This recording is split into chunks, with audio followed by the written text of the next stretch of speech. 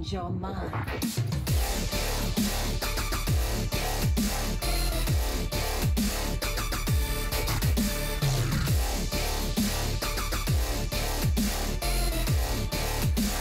Require my assistance?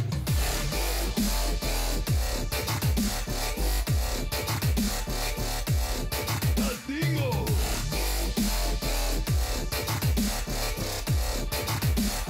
We're gonna be rich!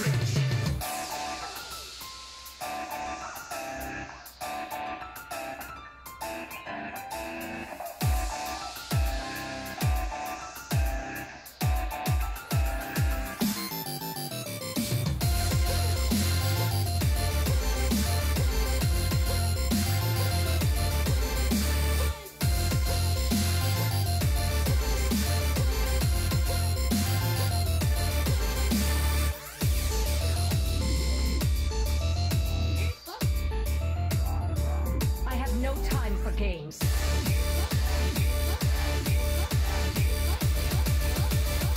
Inferno!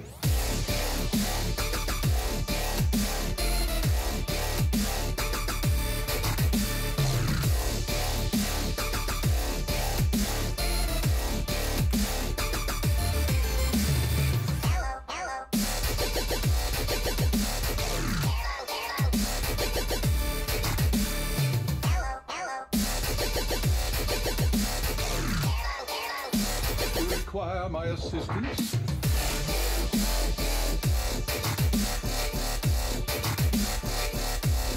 Who am I?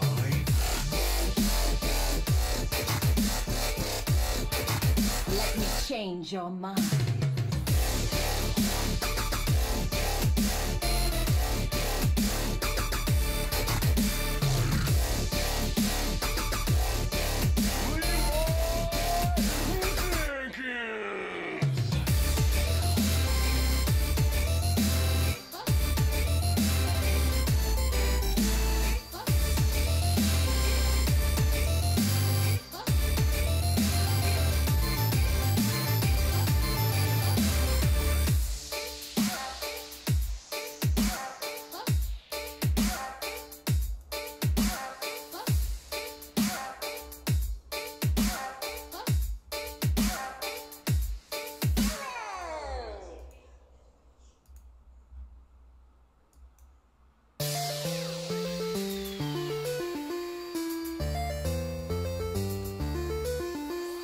Greeting, traveler.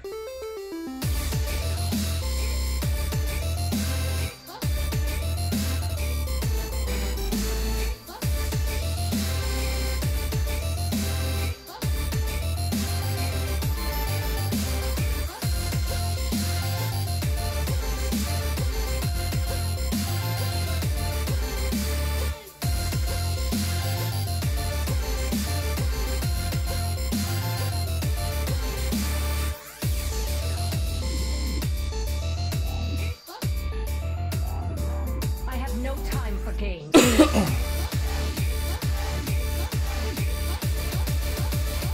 end is coming!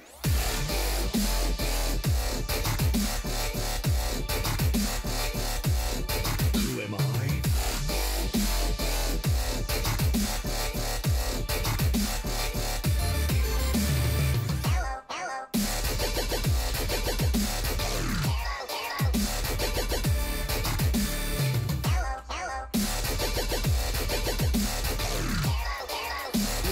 Change your mind.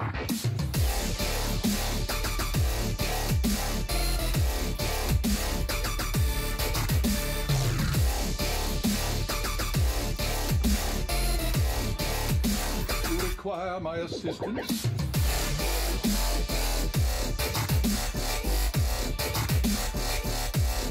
A dingo!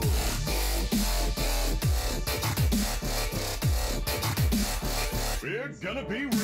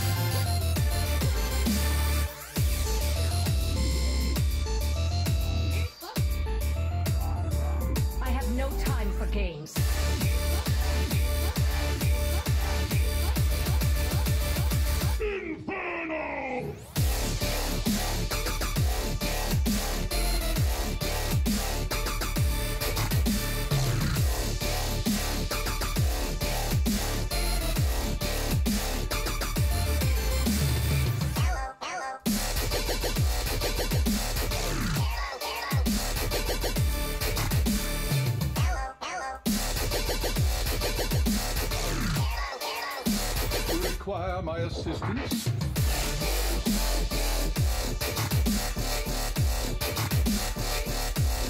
Who am I?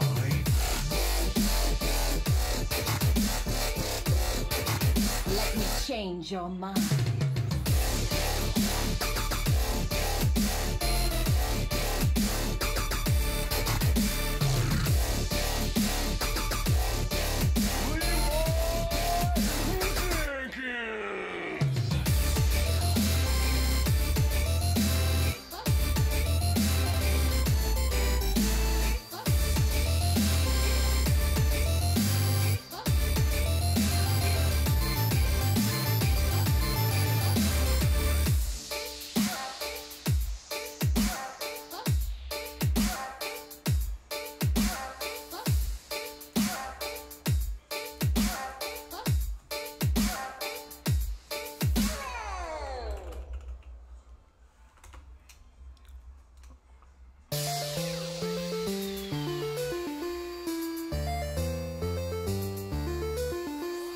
Greeting, traveler.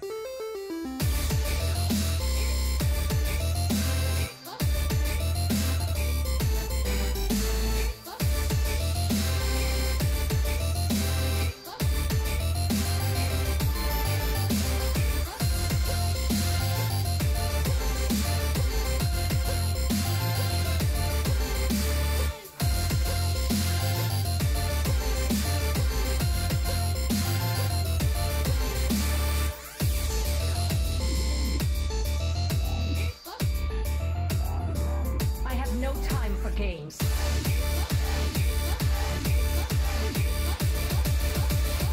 end is coming!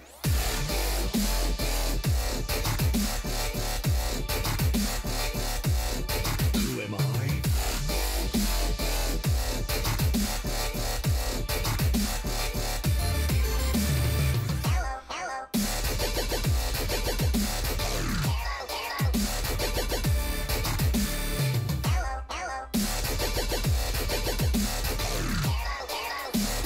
Change your mind.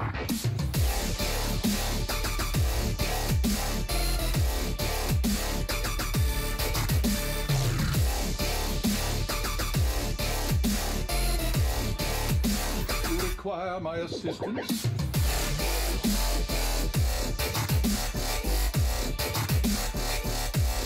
A dingo!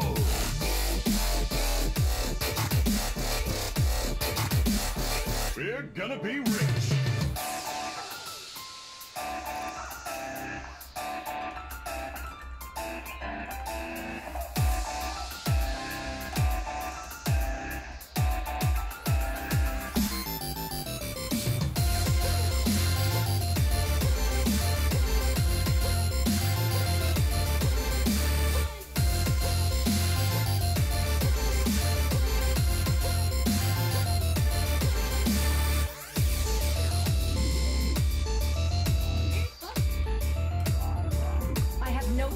Games.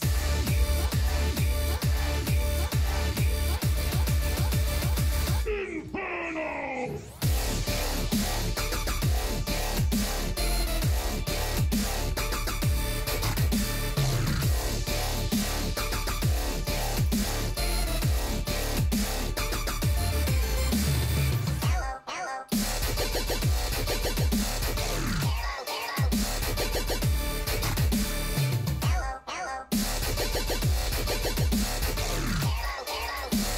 Require my assistance?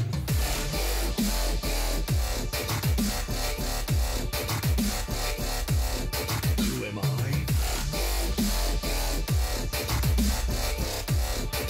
Let me change your mind.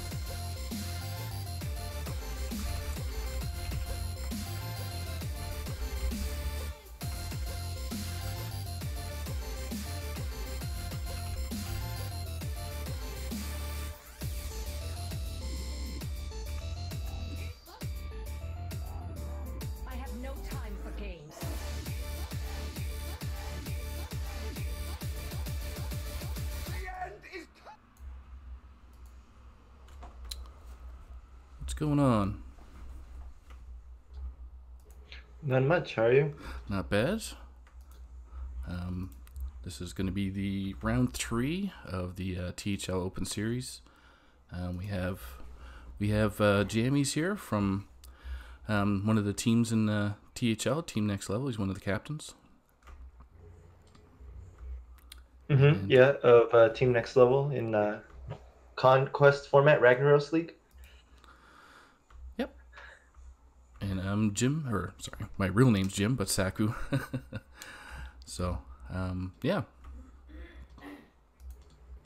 So our first match today, or this match today is brought to you by Team Hearth League and HS Replay. So Team Hearth League is the league that operates and holds a lot of these tournaments, and HS Replay is an awesome third-party resource that drastically improves your ability to play Hearthstone. If you've never used it, definitely go check it out. It has helped my game a lot, and I know everyone that I know that's good at this game uses it. So go and get it yourself and use their software. Yeah, I use it quite a bit myself, and as a newer player, and also learning from other players, they always tell me to jump on HS Replay and watch how badly I did, or watch how well I've excelled. So. Yep. Yeah. So go ahead, Saku. Yeah, I was just gonna say, go ahead, Jamie. So our first match today is going to be Excelsior against Rumham. And if you've never heard of Rumham, he does stream. His stream handle is twitch.tv/Rumham. Go make sure, if you like the way that he plays, go and check him out as well.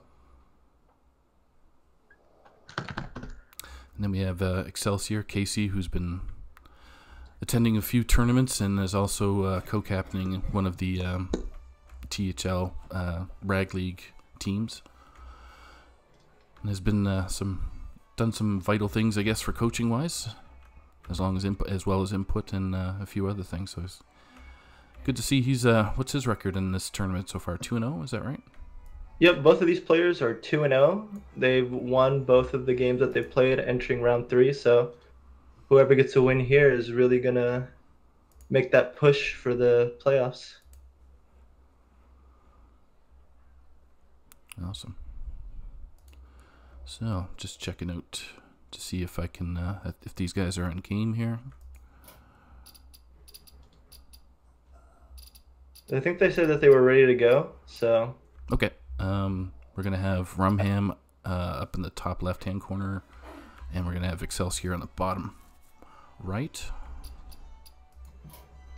Yeah, so for this match, Rumham has brought a Secret Hunter.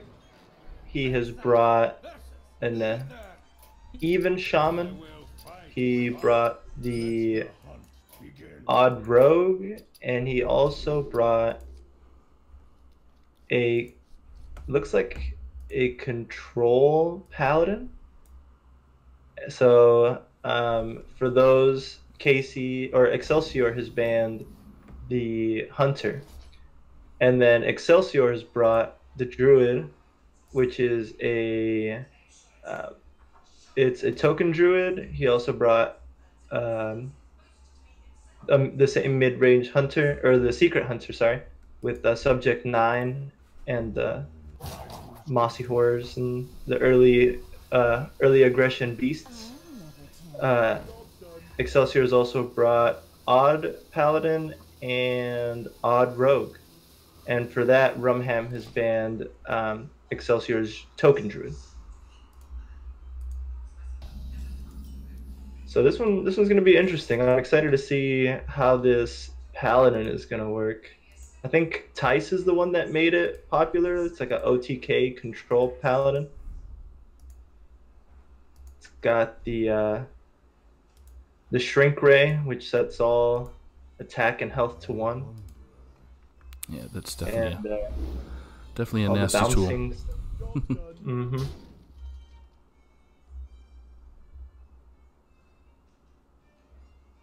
So whenever they're ready. Oh, they're actually on stream right now. Oh, okay, sorry. Need to hit spectate. Yeah, I think they I think they jumped the gun on us, but that's fine. Whoops, yep.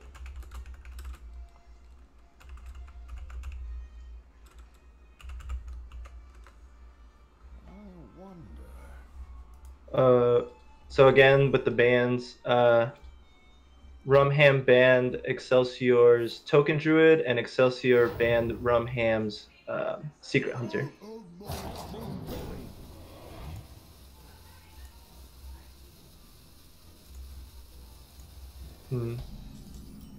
Serenite Chain Gang. I guess he's just worried about living. That Tarim looked pretty juicy, but I guess he figured he wasn't ever going to have board.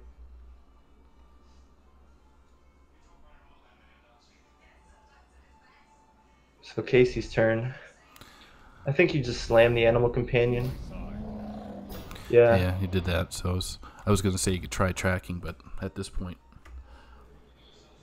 I mean, it would be like tracking into Secret, like, would be the best case scenario.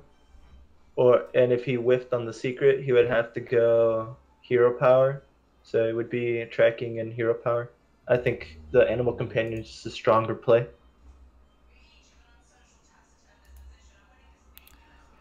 He's debating whether or not he wants to trade into this 1/4. Playing around Consecration, I like it. Yep. Well, it's a turn early, but I don't know. I don't know what else he would be worried about. Another Stone Hill come down and maybe a Hero Power. Oh, this isn't even. It's control. We haven't seen too much control played in League so much, but have you seen much of it on ladder? No, who I've seen play a lot of it is Tice, and he's done pretty good on it in like High Legend. But then I saw Dog trying to play it too, and he did terrible. So I don't know what to think about this deck. Every time Control Paladin looks like it's good, it's actually really bad. So yeah, I think if the hunter can find Rexar, then this game is for sure over. Or if you can just make sure that Rumham never has the opportunity to try and set up the lethal or the OTK. The biggest problem with the Paladin usually is finding Uther, so Rumham already has Uther in his hand. He's just got to make it to that point.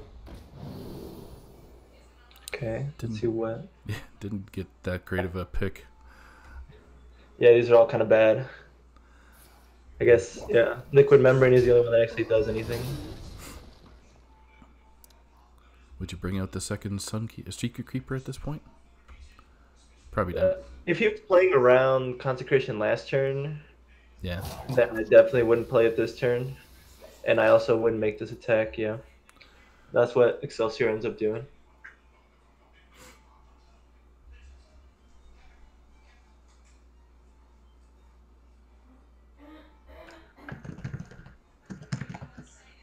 So now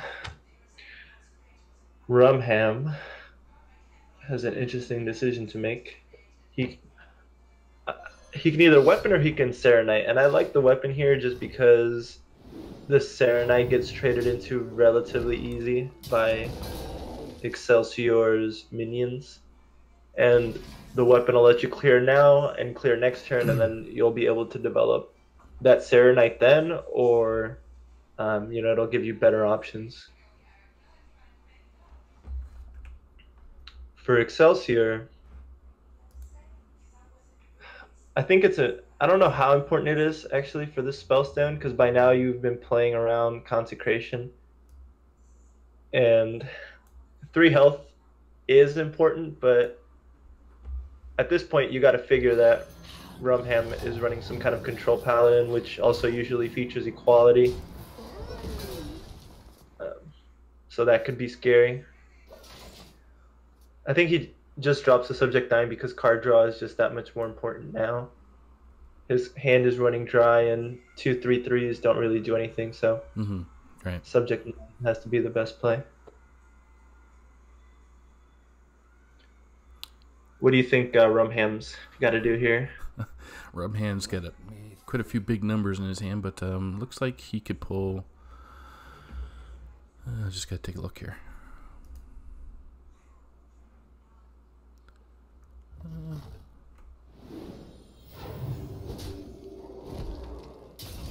Yeah, Chain Gang's a good one. So it deals well with the board. He knows that the secret is one that activates when he attacks the face because he's attacked a minion and he's played a minion. So it's either, or actually it could still be Rat Trap, but I don't think he's concerned. Like you said, he's got a lot of big boys in his hand. So playing 3 cards in one turn is going to be kind of hard. Or it'll be easy for him to play around having to play 3 cards in a given turn. For Casey, yeah, now that he's put the Secret Keeper down, he's definitely looking to play more. He's just trying to figure out whether he wants to weapon or he wants to play a second secret. If he plays both secrets, then his Spellstone's active now, so he doesn't have to play another secret if he doesn't want to. Right. I like playing the weapon here, yeah, I was keeping both of your Secret Keepers at 3. And at least they activate it, or at least it rebuffs itself as a... So the problem with this is that now one of the Keepers is at 2. I mean, this is still kind of a bad consecration. You don't want to consecrate into this, but I think it would have been more efficient if he had played the weapon instead of the second secret. Yeah, the weapon probably would have helped. Oh, I haven't seen this card yet, but... Yeah, so Prismatic Lens is an interesting card. It draws you a minion and a spell, and it swaps their cost. So you have a lot of low-cost spells in this deck, like Equality, and you have some high-cost minions, so... I don't know how much I like that card, since you do, like you saw there, it doesn't really do that much for you. No, it bumped up his other card by 1 and didn't really benefit, so... It's like 4 mana, draw 2 with some potential upside if you draw like a... I don't even know what you would want to draw with that, actually. Like, if you could get Equality and like Tyrion, but do you want an 8 mana Equality? Yeah. So now, Rumham's in a little bit of a predicament. He's got 11 looking at him straight from the minions. I was going to say, that's quite a Christmas tree Excelsior's got going on. Yeah, we're only in September. Come on, yeah, Casey. what do you even want to do with this? Yeah. Feels like no matter what you do, something's going to activate.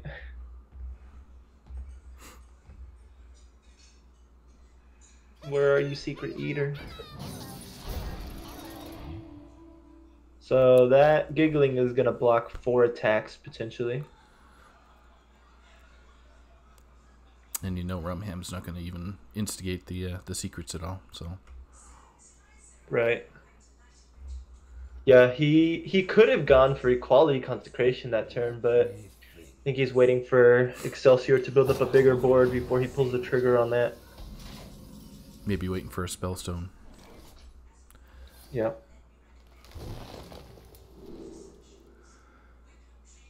I think I would take Shaw. Yeah, I was just gonna say I'd pick Shaw out of the 3 there. If you're greedy, you could hold it until next turn and use it with the Spellstones, but he's just gonna play it now. I wonder if he's gonna hold with the weapon, given the amount of secrets. Yeah, I think he should. No, I agree with you. So now Rumham's back into his... Does he go Tyrion in this turn just to get rid of a big card? No. What's he got? Kangor comes out. Yeah, just develop a minion so that he can play Tyrion. Now, it'll be interesting to see what he does here. So he's going to trade. Going to get rid of the Shaw. Does have a pretty dangerous ability. You know, I think he would have been better off if he would have attacked into all of this without developing anything and then cleared the board. But I guess he's just. I mean, he would get blown out by Spellstone if he did that. So I guess he's just trying to make Casey do. play Yep. the Spellstone. Mm-hmm.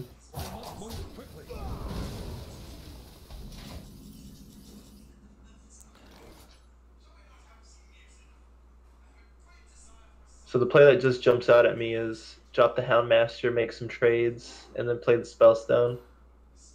But then you're investing a lot into this board. Your opponent has a bunch of cards in his hand. You figure he has to have a way to remove this, and he's just been playing it greedy. The problem is that if you don't play the Spellstone, then you're floating 3 mana.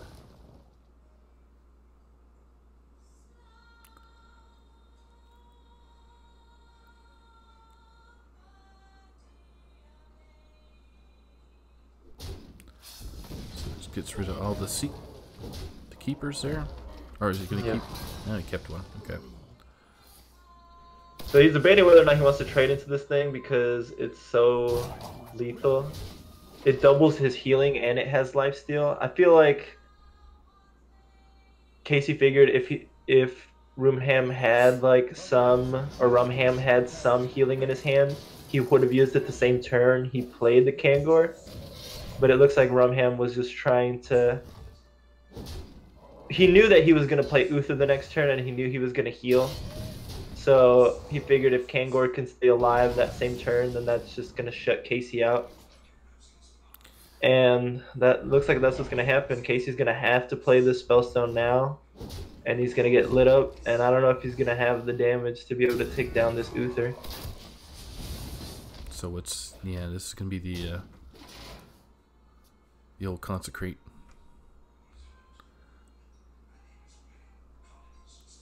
He can even play Hero Power behind that.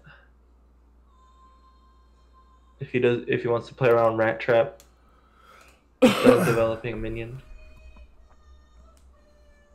The frozen throne calls. Casey does have second Spellstone. He can't play that Wandering Monster though because Rumham has not attacked Casey's face yet. And frankly, he doesn't need to. He has the cards in his hand to be able to pull off the combo. And he's at 26. He doesn't need to heal. Right. I'd be surprised if he swung. And he doesn't swing, so it's. Oh, we got Rexar coming. There's Rexar. So. This gets Casey back into her Excelsior. It'll give him some minions to generate. Rumham does have the second equality consecrated in his hand, so if Excelsior does develop a big minion, it won't be too difficult for Rum to remove. He also just has threats in his hand that he can develop. If he wanted to, he can just go Tyrion Hero Power. There's no real way for Excelsior to deal with that.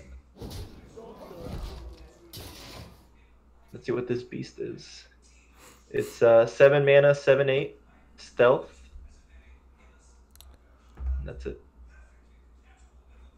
There's no And pirate, Marcus- no yes. pirates to kill. If he could find a pirate, it could be a 7 mana, 8/9. But I don't think we're going to see that in the Paladin deck. Right, at least not in this one. Okay. If he swings here, it makes me think that he wants to play Tyrion, but there's like no way for Excelsior to get rid of that Tyrion. He doesn't want to risk it though. He's gonna play Giggling Adventurer. I like Hero Powering here. You can still kill him with the combo if you hold Zola. No peace, no rest. He used Rexar already. Like if you don't attack into his face, he has no real way of hitting your which 4 horsemen is this? Darien Mograine.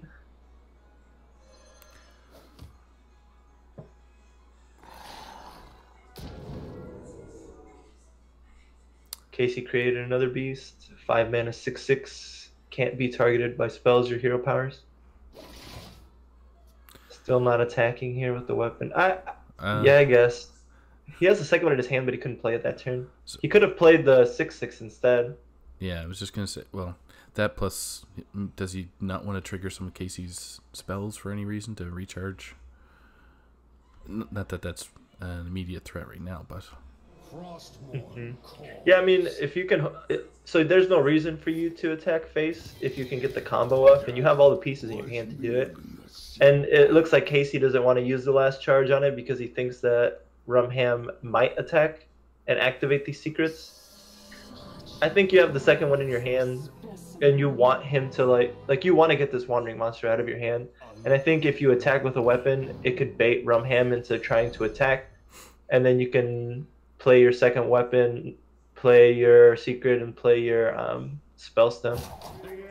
I think you need to start going wide because right now you have to invest 4 attacks into these Annoyatrons. Oh, well, or you could top deck Mossy Horror.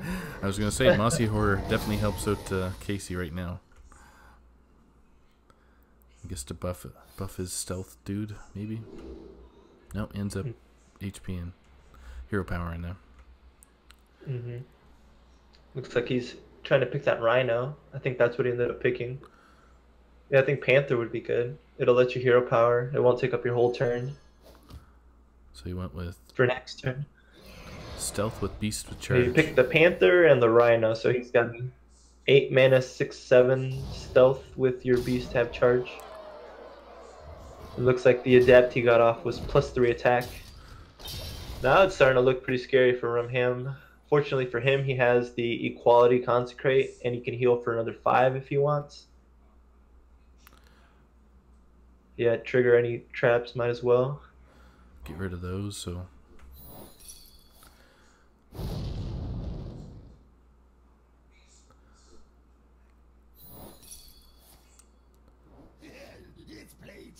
Well, gets rid of that. With no Casey not taking any damage to the face. Unless he...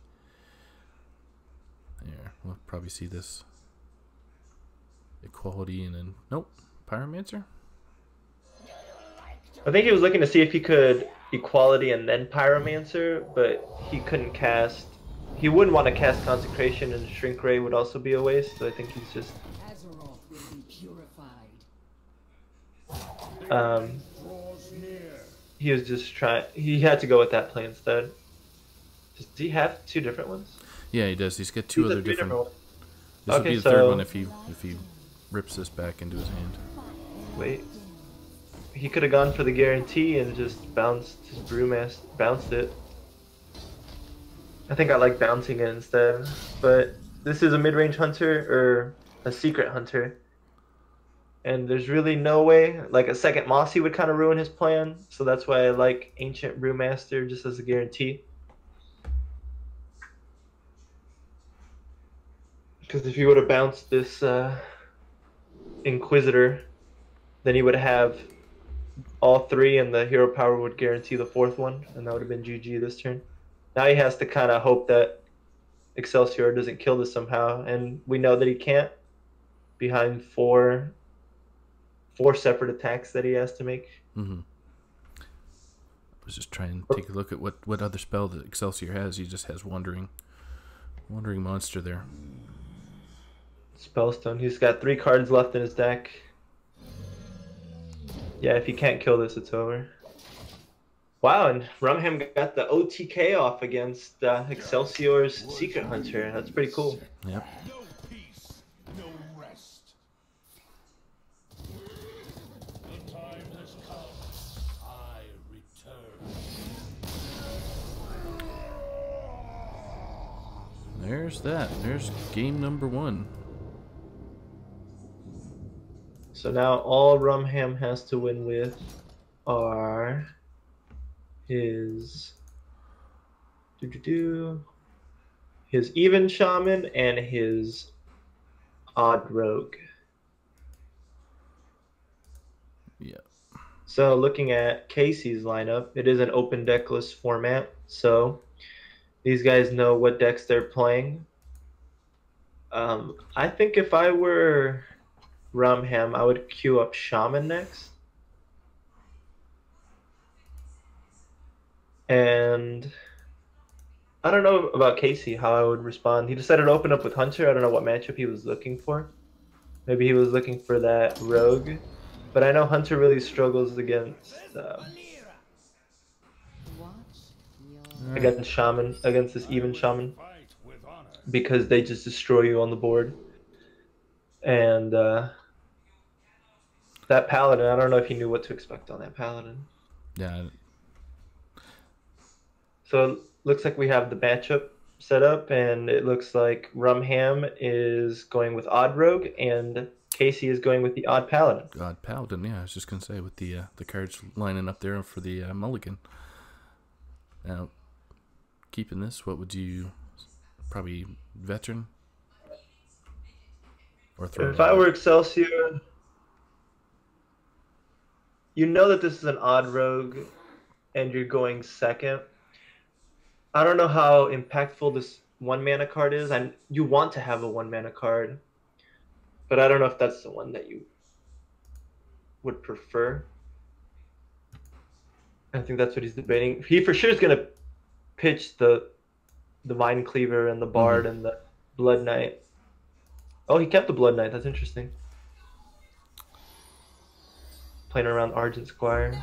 He might have looked real quick to see how many Divine Shield minions are in Rumham's deck. Figured Blood Knight was a good enough keep, just statistically.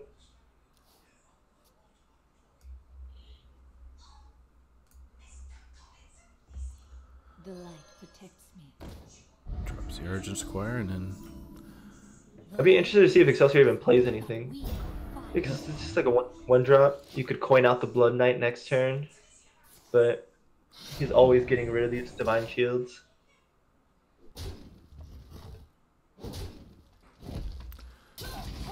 Casey just bringing out minions, hero power, or fire. Yeah, Reporting for duty.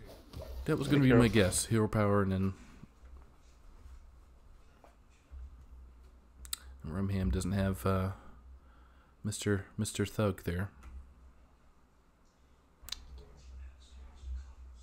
No, so he's gonna have to settle for playing an SI instead. Still controlling the board. It's gonna be hard against his Odd Paladin, but sometimes that's what you gotta do until you can burst him down. Casey's just gonna keep hero powering, developing this Firefly along his hero powers. Rumham doesn't really have that good of a hand. All of his plays seem kind of bad.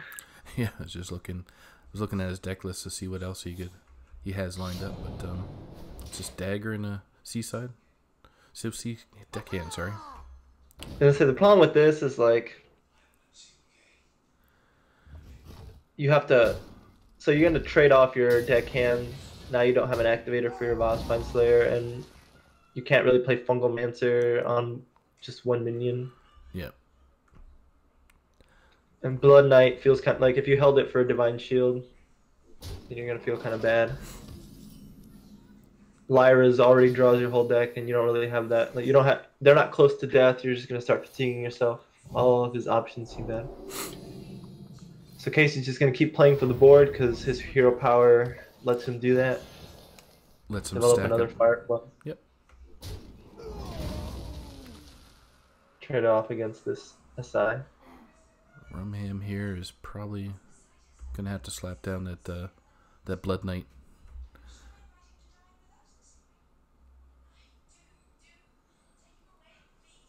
I think just developing the two minions has to be your best play. Either that or Blood Knight, and then developing the weapon again and holding Dire Mole for Vile Spine activator.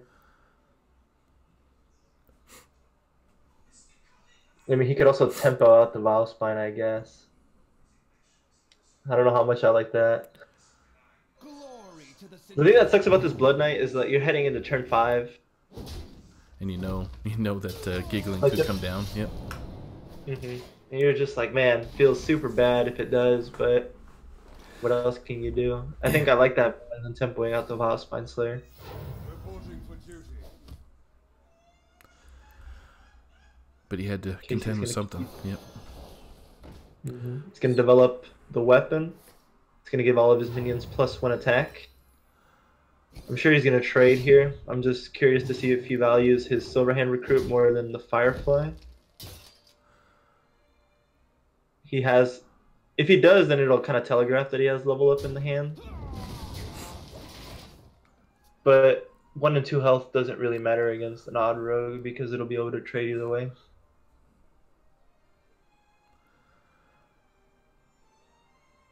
For Rumham, yeah. Just Oh, that's interesting. Okay. get rid of the paladins there to.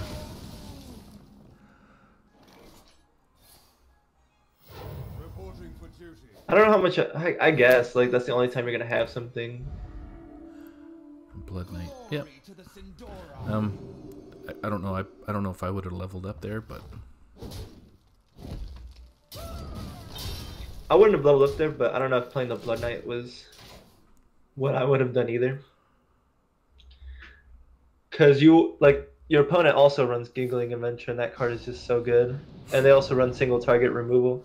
I just think this card is better used than for getting rid of your own Divine Shield. Mhm. I've seen a lot of people use it to just like get the buff, but like it's a tech card for a reason. It's to tech against what your opponent does, not to like buff your own guys. I think it's just like hero power level up here. There's nothing that Rumham can do. Just go ahead and push the face. That'll let you push 9 damage, set your opponent to 5, and have a board full of minions. yep. He definitely doesn't have lethal just yet, but No, he was close. He was looking at using the Blessing of Might to try and get his opponent down to 2. But I think developing 2 extra 3/3s is just better. I did.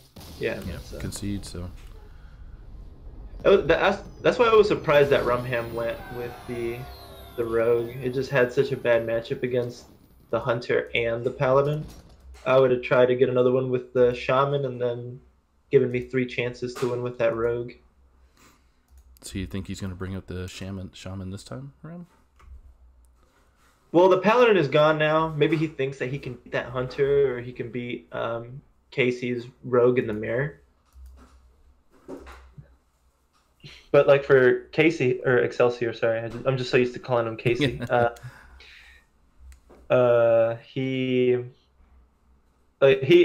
I think the Paladin was just his best deck to queue up, given the matchups. And Just the Odd Paladin was his best deck to queue up against all the even Shaman and the Odd Rogue, and the Odd Rogue was by far the worst one to queue up.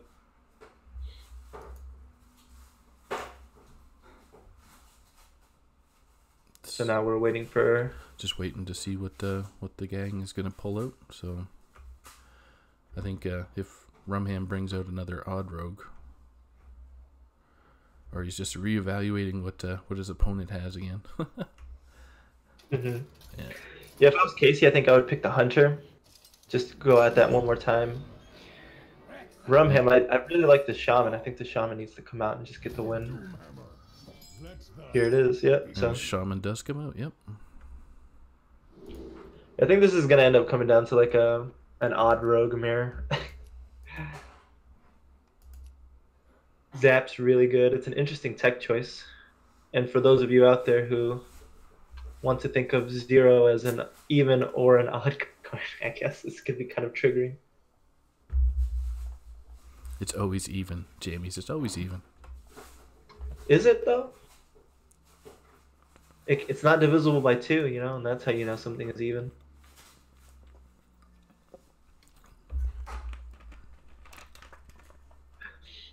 So Rumham chooses to keep the Zap, the Eel, and the Earthen Might. Still waiting on the mulligan for Excelsior. If I were him, I think I would get rid of the explosive, maybe hold on to the weapon. You are going first though, and you want to have some aggression. Yeah, so You want to have that 1 drop. so he decided to keep the bow and the wandering monster and kill command. Yeah, that kill command probably gonna sit in his hand for quite a while. Another pass by Rumham, or sorry, Casey.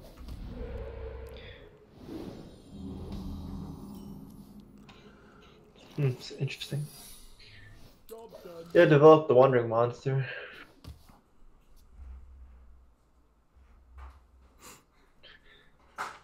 Rumham. Just play the Nimbus. Save the utility of the 2 damage from the eel for later. I guess he could consider playing Earthen Might too, but I like the Elemental better. Yeah, the elemental would be better.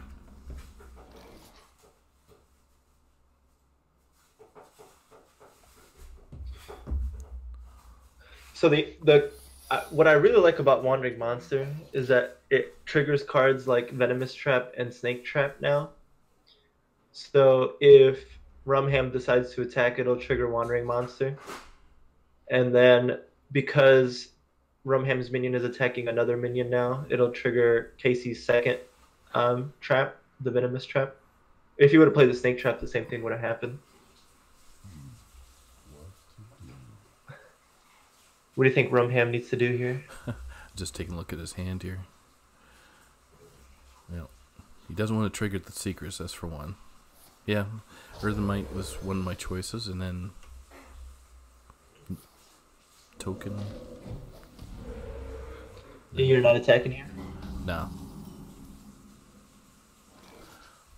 Although, probably would have made sense more because he doesn't have a weapon there. But you're taking that chance, I guess. Yeah, I mean, you want to build your board, but you don't really have any board buffs. If you think he's a good player, you think that he doesn't have Explosive Trap up just yet.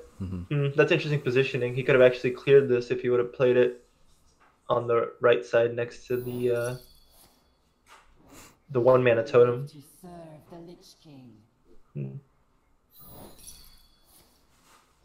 Yep, so here's the interaction I was talking about. It just seems like pretty poor positioning. You didn't need the 2 attack on the Elemental, but if you would have had the 2 attack on the totem, then you would have been able to cleanly trade into this 4/3. Now your trades across the board are really awkward.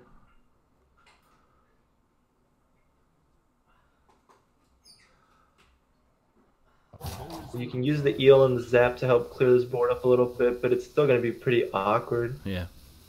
There's no efficient way of getting rid of the shark and the cobra because of the way that he positioned the totem.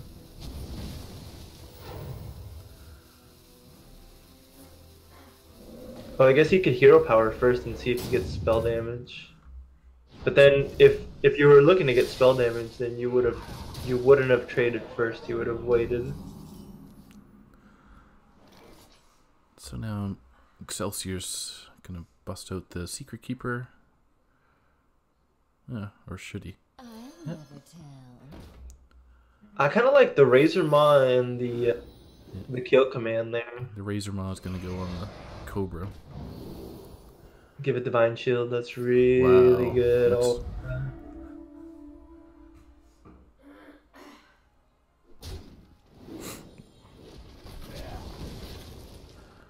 Pop that, yep.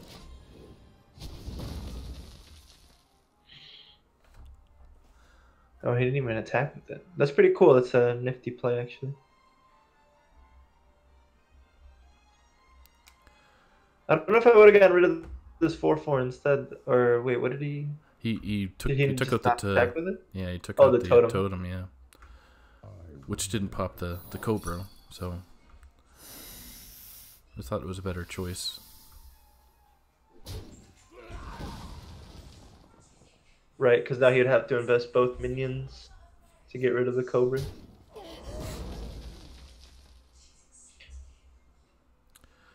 Just get another eel in hand. Yeah, even though Casey has a pretty small hand, like he's taken a pretty firm command of this board. That healing totem is gonna be pretty impactful right now. It'll help. It'll make the trades a little more awkward, but I think Excelsior, given his hand, will be able to start really pushing some damage this turn. Yep. Yeah, I like the eel on the Razor Maw there. Get rid of that. Yeah, like as even shaman, you have to. If the hunter starts doing it, then it's pretty much game over for you. Houndmaster's a great pickup. Buffing up one of the little snakes there. Little snakes. Kill that. Get that out of the way, and then...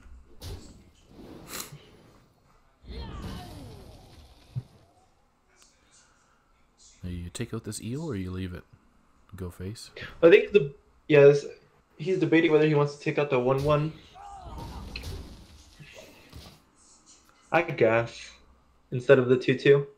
The problem with this is that now I guess if he's gonna trade with this, it'll get healed up if he wants to value trade with it.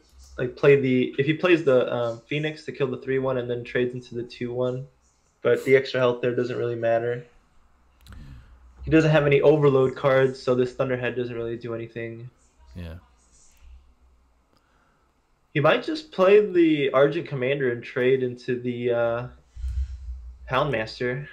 Then you're only facing 3 damage the other way. You know that your opponent is low on cards. Next turn you'll be able to play 2 Elementals and get your Calamos online. Well, it looks like he cares more about the Poisonous than the attack of the Houndmaster. And silly me, I always thought that the Did you think that the commander was going to die? yeah, I always have it in my head that anybody that's got the shield on them is going to die when they touch the poison. It's kind of funny. Yeah, no, the shield is like a protective barrier that protects you from all the status effects of your opponents, or of any minions, I guess.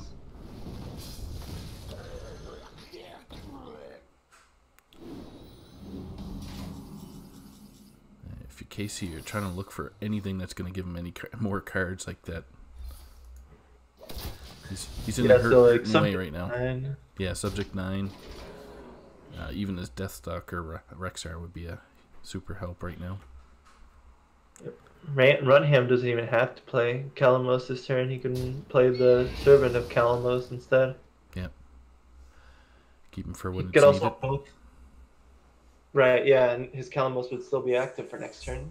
Or he can buff his Nightmare Amalgam because it's also an elemental. But I guess he's just going to take the heal now. Heal for 12. Non-attack. Yeah, Casey's in a pretty rough spot now. I don't know if he'll be able to come back from this position.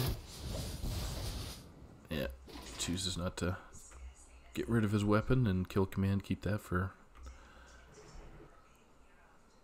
Yeah, so now you attack. See what you get. It's kind of unfortunate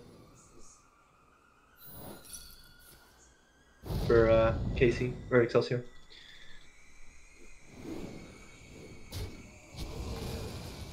Always messes me up when the spells get triggered because of the hesitation. Oh yeah, when all this, yeah, and the weapon buff, and Yep. there's a lot of animations that need to happen. I think you're fine just playing Calamos and Serenite Chain Gang. If you don't discover anything better from your Calamos, Servant Calamos. Yep, get another one. Get some guard up there. Yeah, I don't see why not. Just slam the dome. Not really afraid of anything. Rexar doesn't really do anything against your board. And that would be the one card that you're afraid of the most. Yep. And even with all of that, Casey is still dead on the board. Still dead, yep. 11 to the face. Well, there's a freezing trap, so that's going to stop this for a second, but with just a Shaw in his hand, he's going to take another 7 damage this turn. Or I guess Romham wants his Calamos returned to his hand, so if he gives him another 12 healing if he wants. Yeah, but you could also do the damage to 6 damage, is that right? Is it 6? Yeah, 6. So it's not lethal, but it's close. I wonder, he could also fill his board. Yeah. I don't know if you need to do that. You don't. He doesn't have any additional burst in his hand. Yeah.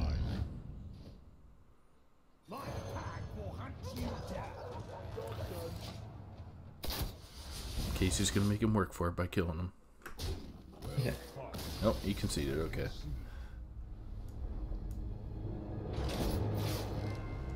So now Rumham just has to win with his odd run, but this mid-range hunter or secret hunter is really favored against it because of how aggressive it can be, and it'll just get you killed before you can even get your giggling inventors down, or it'll mossy horror your giggling inventor down, away. So I wouldn't be surprised if Excelsior played that hunter deck again and then just saved the odd rogue for later. Yeah. That would be the mirror match is always tricky, right? Because it just comes down to, well, really, who daggers up first? Is that the theory? No, it's just whoever draws better, right? Yeah. So who can? If you go second, you have access to coin Vile Spine, which is always good. But you want to be the aggressor in the matchup. You want to be the one hitting your opponent in the face, or you want to be, playing just defensive enough that you can get a really nice swing turn. If you're going second, you want to get a really nice Vile Spine off so that you can swing the board in your favor. Yep. But right now we're like I expected. Excelsior bringing in the mid-range hunter. It's just so good against odd rogue. It's just Keep calling it mid-range. Everyone calls it a secret hunter. Sorry. That's all right. Yeah, it's good keep for the spellstone, and then you get 2 other secrets to trigger, so it's gonna ramp that up pretty fast. And a dire mold to splash out there.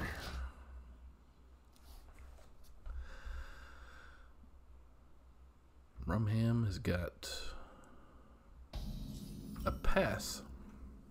Didn't have anything to throw out there, so. Job's done. Yeah, missing a 1-drop's really gonna hurt. So now he daggers and then passes Especially again. since Excelsior, yeah. You don't even know what to attack. Yeah, he's gonna hold off. I'll never tell. Oh, what a great draw. Wow. Man, and he's gonna have fully upgraded spellstone on 5. Yeah, this game's over. Jamie's calling it over already. So I mean, he's gonna be tempted to remove this. I think his best play is actually to play the Tar Creeper, because now with this he's gonna get such a big board, and it's gonna be even like Rumham somehow ended up in a worse position by attacking.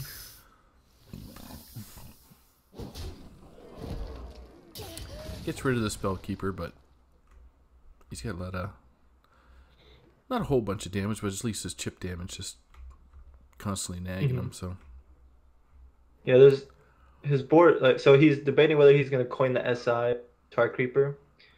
Both of them get eaten up pretty good here. He's gonna SI one of the snakes. he's also got to look at the Thug getting smashed out by the Cobra. It doesn't matter how big it gets. Yeah, so Excelsior is going to trade the Cobra off now so that Rumham doesn't get value from his weapon by killing it. And so that he doesn't have to trade off 3 minions to kill the side.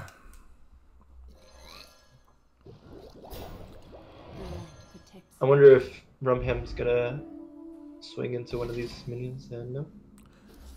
What's So he got? Spellstone is amazing.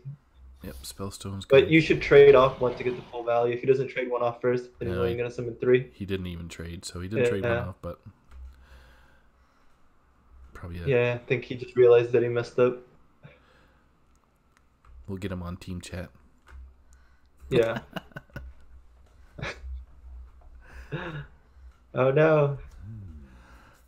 Yeah, that second or that fourth 3/3 would have been amazing. Now, with only 3/3s, he's given Rumham just a little bit of room. Fungal Mancer to buff, and then take take out a couple of So the rough. yeah. Take out these guys, yeah. Looks like Rumham found that Found the loophole. Blake turn, yeah. Just punishing Casey for missing that wolf. Casey's just gonna draw cards from his deck. And I wonder if he's not gonna get rid of this 3/3, this Tar Creeper.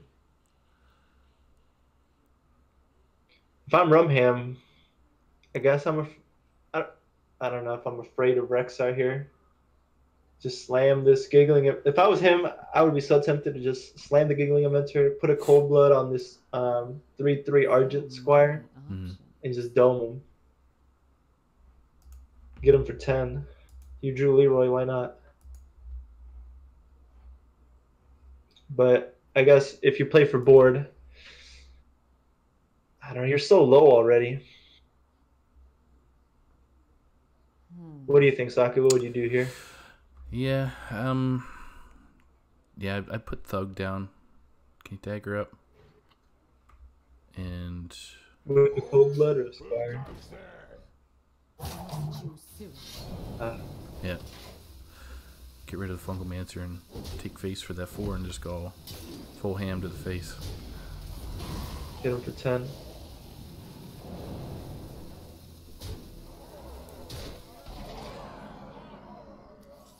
Interesting. Oh, that Houndmaster. That's really good. Yeah, that's gonna help get rid of the big one, and then that was the other freezing trap. Was Job's done. not sure if the explosive trap might have worked a little bit better, maybe, but He would have had to have hit, and then I think it would give it away. yeah, okay. I think either one is fine that gets freezing trapped. It's 12. So presumably he has lethal, right? With Leroy in his hands, yep. If he plays it now. So he could go for it here. If he goes for it, what he could do is he can attack with the Leroy first if he thinks it's freezing trap, and he'll get the Leroy back in his hand. But if you're thinking that it's freezing trap, you're probably wanting to play more defensively anyway. So, I guess the Argent Squire was more buffed, so you don't want that getting trapped. Whereas the Henge Clan Thug doesn't matter that much. Yep, get 7 in the face, and then Casey's got. Sorry, Excelsior's got. Ooh, there's Rexar. Rexar. Do you get Rexar? Of Is course that you do. enough, though? It is. Yeah, because you played Houndmaster last turn. Yep. So you can trade with your Houndmaster and with your Dire Mole, and then you can play Rexar and then finish off the 7/3 with your Dire Mole. Man, what a game! This is back and forth. That 5 armor is so crucial. Yeah, so Rum's is gonna develop. I wonder if he's gonna use his face to tank this Houndmaster. Does he think he can afford the 4 health? No, he's taking out the mole. Alright, so he figures he can take 1 here. Casey's got some good options. I think he wants a hero power first, though, just to figure out exactly what he wants to do. But is he scared of the Thug? Right. So you want to do that first, just to see what your options are, and then if you don't think the minion that you got is good enough, then you can play the secrets. You have enough mana to do all that stuff too. Mm-hmm. Unfortunately, he doesn't have enough mana to play the zombies that he got. Taunt and poisonous, that would have definitely helped. Yeah, but yeah, these three secrets are gonna help a lot. Again, it looks like he has lethal. How can he avoid it? So playing Leroy right now. which one did you play first? He played Wandering. No, he played Explosive Trap first, and then Wandering Monster, and then Trap. So I think that Wandering Monster will trigger still if this attacks. I know it's gonna die first, but I think it still triggers. And his minion will just be alive. So if it's not a taunt minion, then he's dead. Yeah. The ever attacking Firefly. Yeah, so now this is lethal. 16. Or no, never mind. I'm dumb. I can't do math. He has 16 health. And he's got 12 on the other side. I'm sorry, everyone. That's alright. My math is I had terrible. a break with So my math, yeah. Just gonna keep his Leroy for now. Yeah. It's not even. I don't know why, but I completely like blanked on the 5-arm.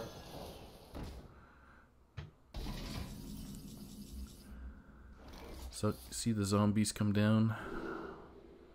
The charge could be lethal. What a back and I forth think that's game. lethal. How much Yeah. mana does he have? Yep, It's lethal. It's lethal right there. Yep. Yeah, I can do math there. Chat, it's exact. Boom, boom, boom. We're going Casey to. comes back.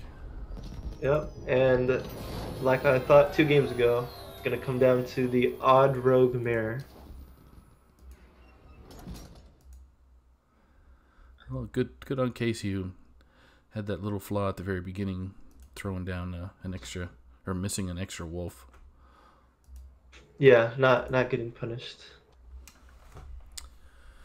And just briefly looking at the bracket right now, it looks like most of the games are, if not all of them, are complete now. Just waiting on this game. Couple notables. We got Imposition beating Dexter at 3-0. Grey Dawn beating, or I guess somebody dropped, but that was a 3-0. Catman with a 3-0 over Dirty Mike. Blue Sombrero losing to Revenant. That's a big one. And the match is ready to go again. Watch your back. I always do. Fake Jammies Donde. He won last round 3-1 over Tom Locke. Yeah, that's nice. Tom Locke's no joke either, but yeah, fake jammies Donde.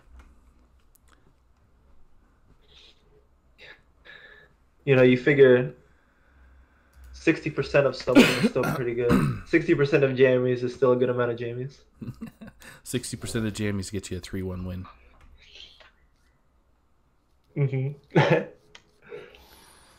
Okay, so looking at the hands, I'm going to give the early...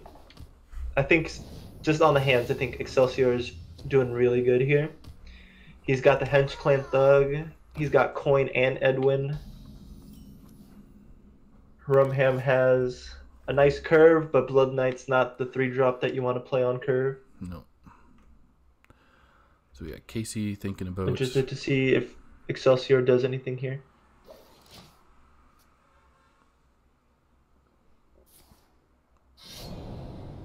Can I just point out that I think the Odd Rogue, the hero power, when it's not gold, looks really ugly when it's upgraded? What do you think, Saki? I think this weapon looks super ugly, but when it's gold, it like shines. Yeah, it's a little too like that looks beautiful. It's too sparkly. It looks like a cheap knockoff. Oh, but just as I was saying, here's Rumham with the card that you want on 3. Yep, and then you get Casey. However, Casey has the perfect answer. Gonna drop this solid Edwin. And 6/6. Murder the Thug. Merkin the Thug. Rumham doesn't have silence. I don't know if he runs silence. Let me check. I don't think he does. Nope. No silence. So many oceans. Who comes there? He also runs Edwin Van Cleef, but yeah, no silence. So this 6-6 is gonna stick around as long as Casey wants it to stick around. He can play. So what I would do here, because I'm real, I would go Hero Power and deckhand the Thug and Cold Blood the Edwin and just go in. I wonder. That's strong. Like your opponent can't Vile Spine your. They don't have coin. They're gonna be exactly on 5 mana. I think you can take the 4 damage here.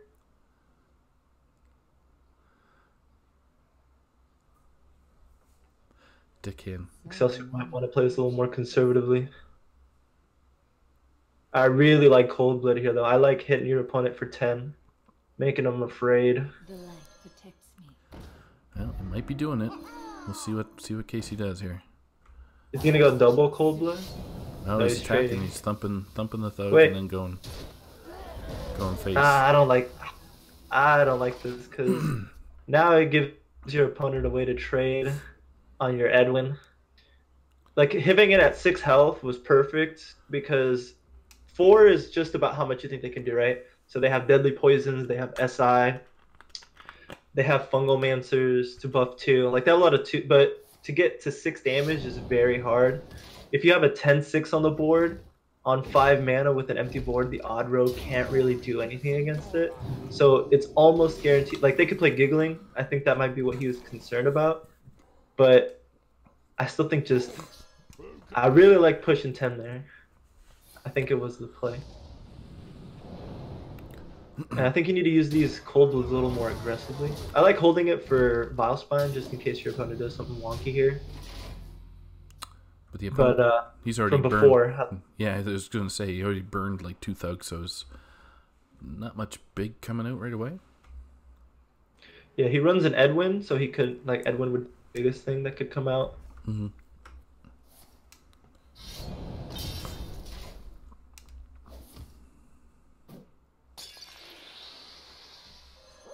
See what Blood Fox gets Rumham.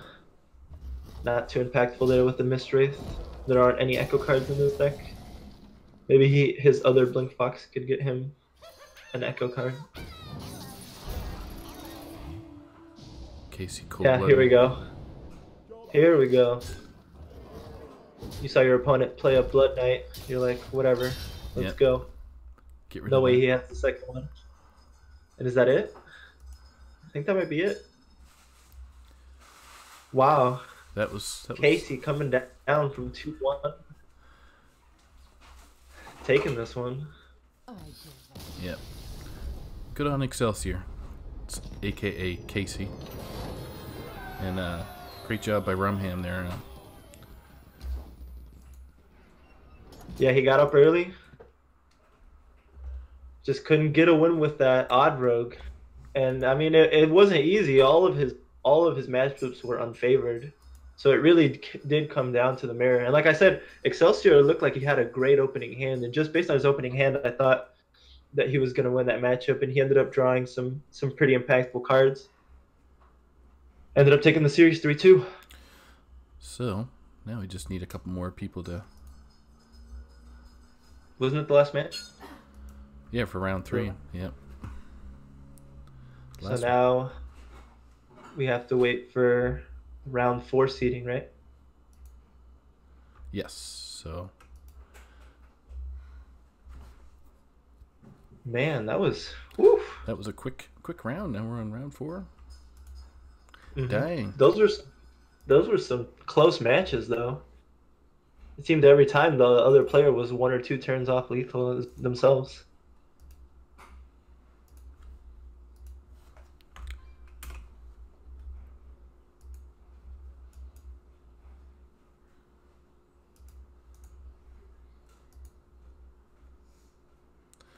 So any other surprising results that you saw in the 3rd round? Let's see.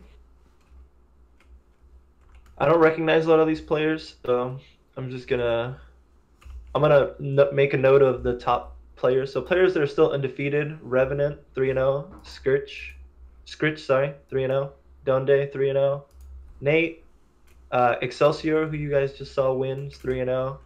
Choco and Bill Snyder. And then we got a bunch of 2-1s, bunch of 1-2s, and a couple of people that have dropped that have gone 0-3. So, in terms of matches, that interesting. So Scritch beat Fogfish 3-2. Nate beat Ragtar 3-2. Is Cheese Slice? Not Cheese Slice. He's not in the. He's not 3-0. No, where does Cheese Slice fall in here? Oh, towards the bottom. Yeah, I just saw that he's 36. he beat yeah. Left. Or no, he didn't beat Lefty. He beat Smurf. Okay. But yeah. I mean, it's a pretty good top. What is it? There are 7 people that are 3-0 so far. Yep, round 4 is now active. I just saw from Will. So Okay. so we got Revenant, Bill Snyder's a good matchup there.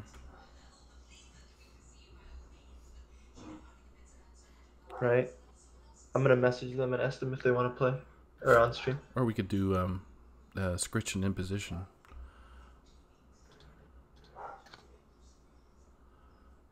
Let me look at the lineups and see if one of them has a faster one, and we can go with them first, and then see who's close to finishing.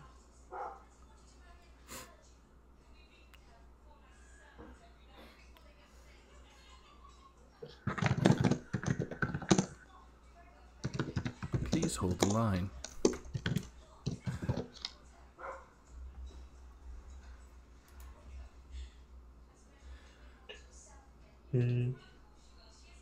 Okay, I see 2 warriors, so I'm immediately switching. We can have that for our second match. Is there any Mechathune warriors that are out there, or Mechathune decks, I should say? Maybe, probably. Mechathune. Yeah, props to Hockey for bringing that. Our homeboy Hockey boys. I don't see neither of these. Mechathune. All right.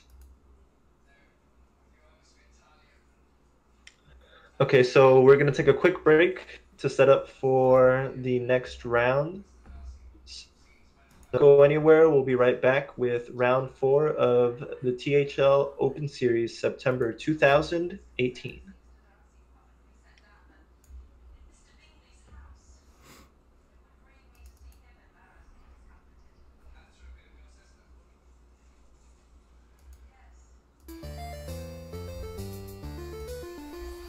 Greeting, traveler.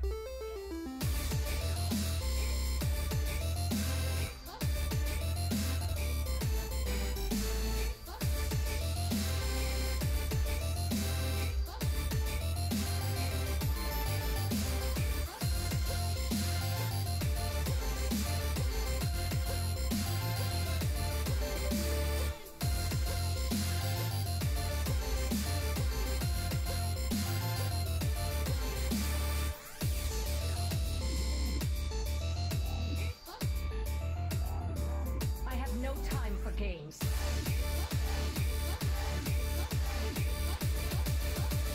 end is coming!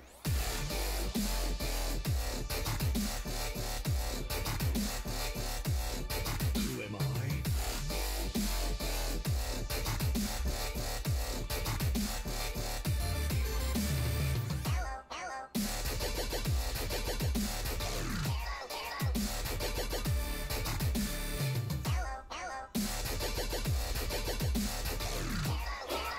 Let me change your mind.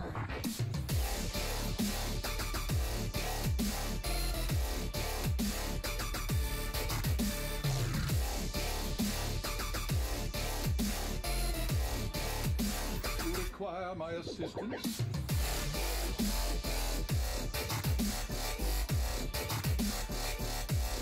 A dingo!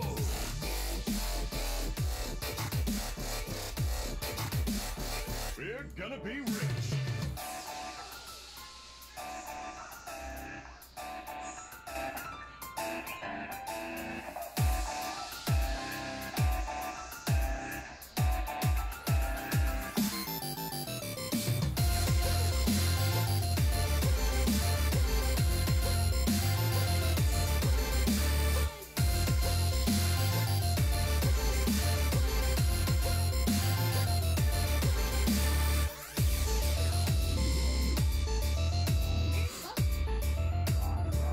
I have no time for games.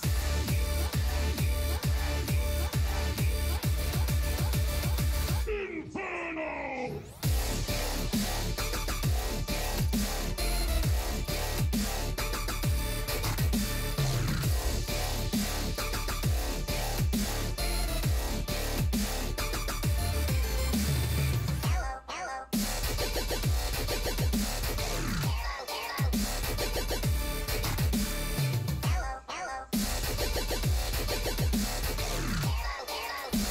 Require my assistance?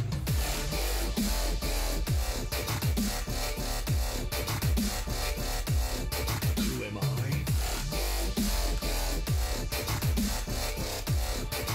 Let me change your mind.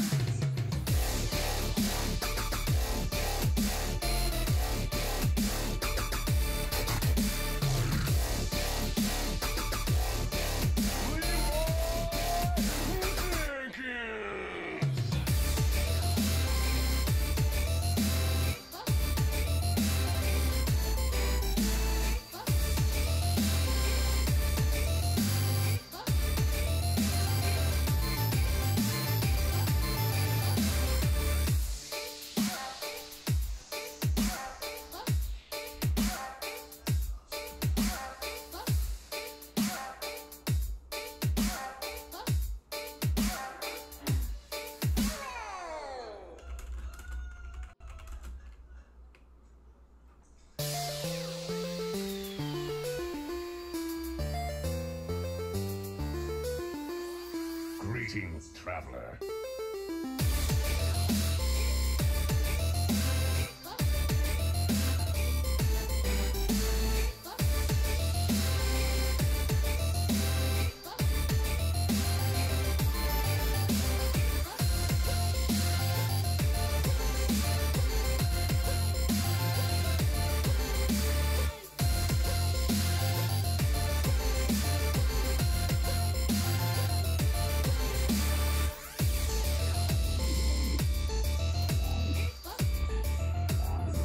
I have no time for games. The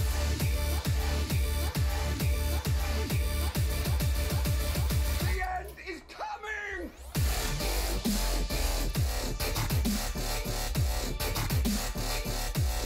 Who am I?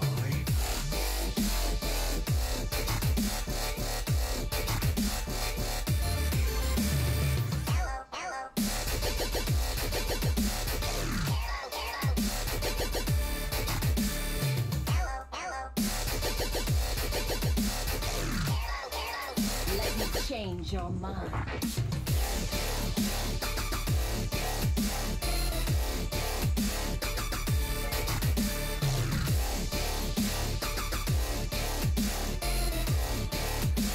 Require my assistance?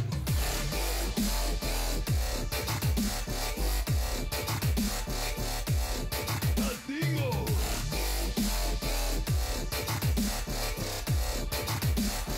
We're gonna be rich.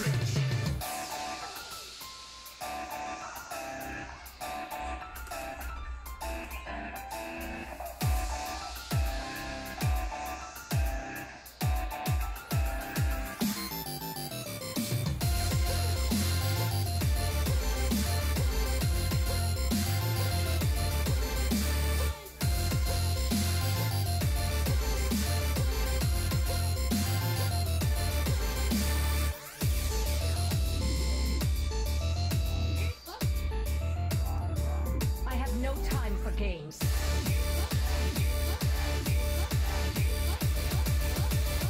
Inferno!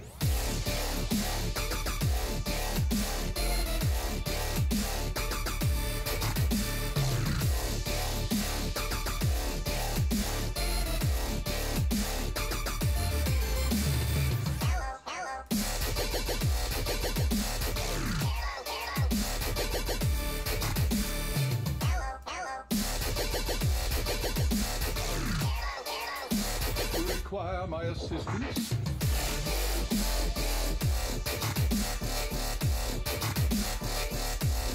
Who am I?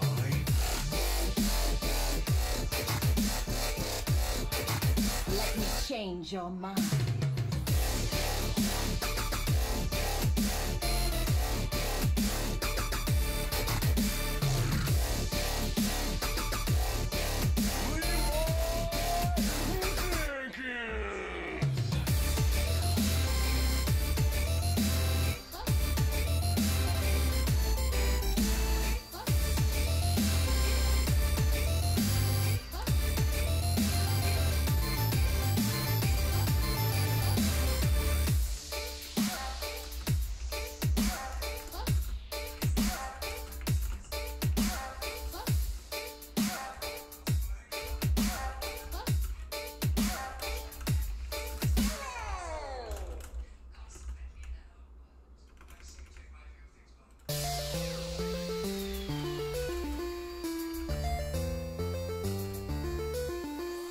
Greeting, traveler.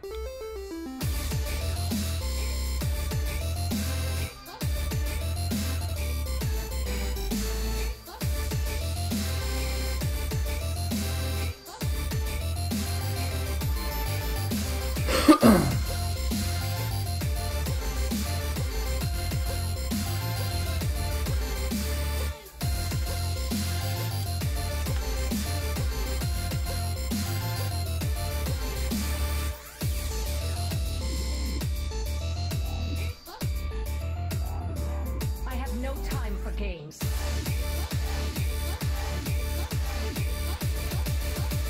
The end is coming!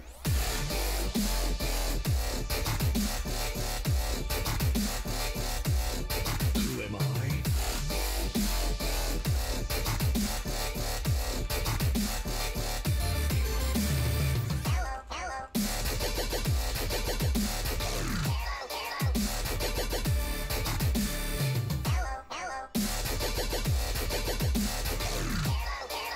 Let me change your mind.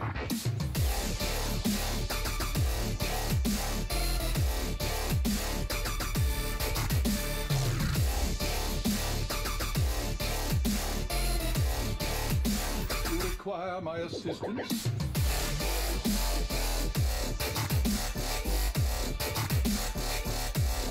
Adingo!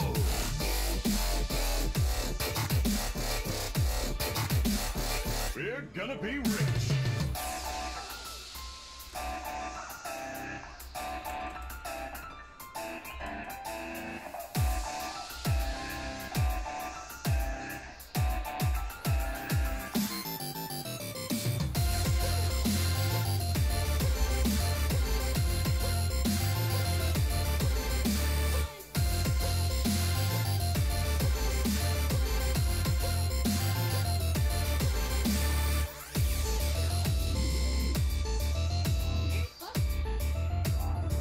I have no time for games.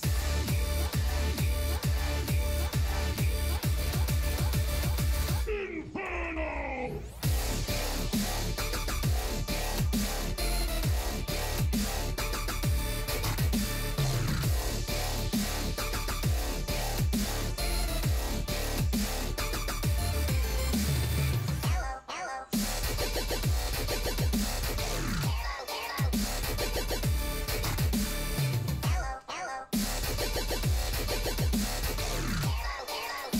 You require my assistance?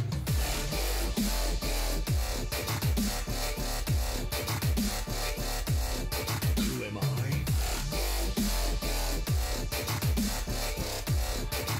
Let me change your mind.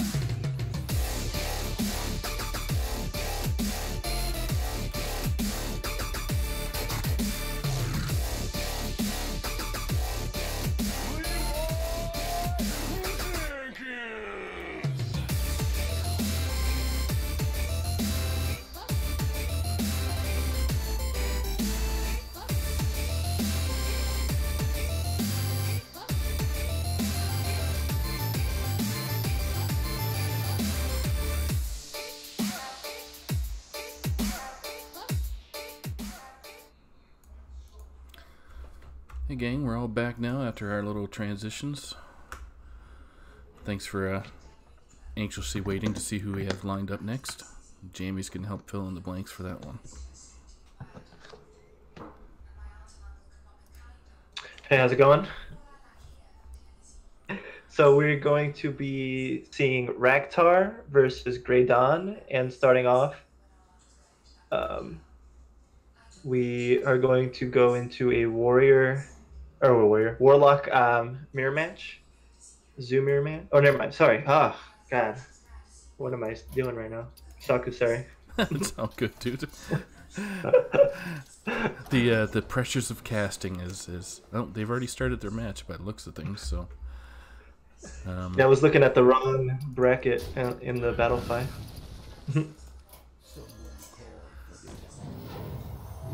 So it looks like we are going to be seeing a control warlock with Prince Kaliseth. Okay, now I know why I'm confused. So this warlock has Skull of the Minari, some Doom Guards, Void. Okay, so no, so it's like Q block, but it has Kaliseth and Void Walkers and I don't know. it's quite the mix, that's for sure. Yeah, Raktar brought a standard Zoo Warlock. Yeah. Nothing crazy how to get 2 despicable dreadlords in there and chain gangs. 1 life drinker. Mm-hmm. Man, alright, so Grey Dawn. Yeah. I think he's concerned about whether or not he wants to play any. I don't even know if you would, because Hellfire looks like a really good plan. I don't want to take any more damage because you're already about to take a bunch of damage. Mm-hmm. Yeah, he passes here. So we're on round 4 of the THL Open Series.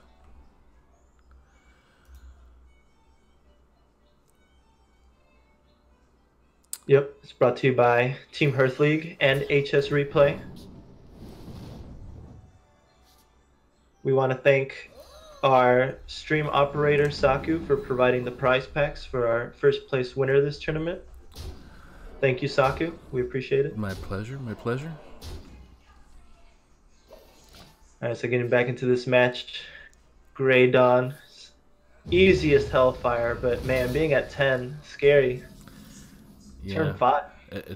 Going into turn 5, and he's got a Gonna life have to. drinker, but he's going to take so much heat coming down Yep. the next line. Yep, and he has the Spellstone too for some heals. Now the Fungal Enchanter, so it's starting not to look as scary. Just don't tap. Don't tap. I think he should hold the second Hellfire. I like Flame Imp and then Spellstone. I think that's fine. But, I don't like using AoE, but that is your single target removal. I think Life Drinker's just kind of slow.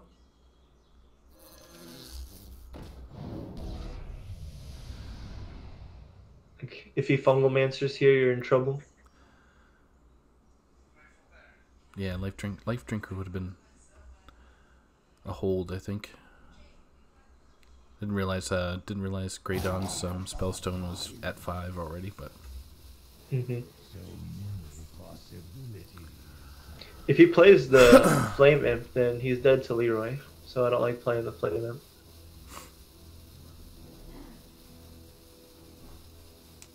Soulfire's interesting. He's not gonna play it. For Ragtar, I think just slam in the Dreadlord. He's gonna double trade. Oh, he's gonna trade 1. Never mind. Okay. Yeah, I like that a lot. you bring out the old Void Walker. Yeah, I think you play Void Walker, power up Spellstone with the Flame Imp. You got the. Yep. Get some health back so you're able to start tapping again. And it looks like Grey Dawn had a Kelsith activator there. with the Voidwalker buffed up. Mm-hmm. The Doomguard is too. Ah, yeah, there it is. Mm-hmm. So I think he actually got the kill stuff on 2.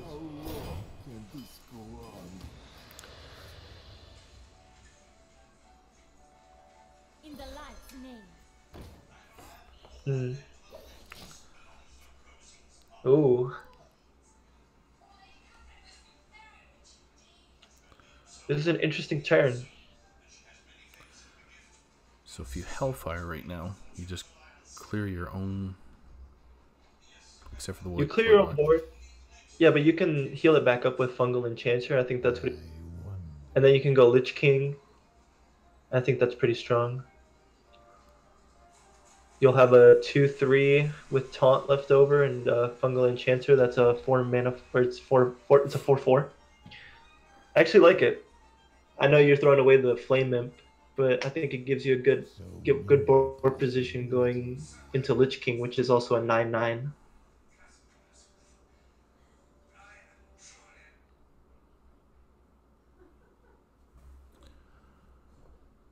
Seems like the correct way.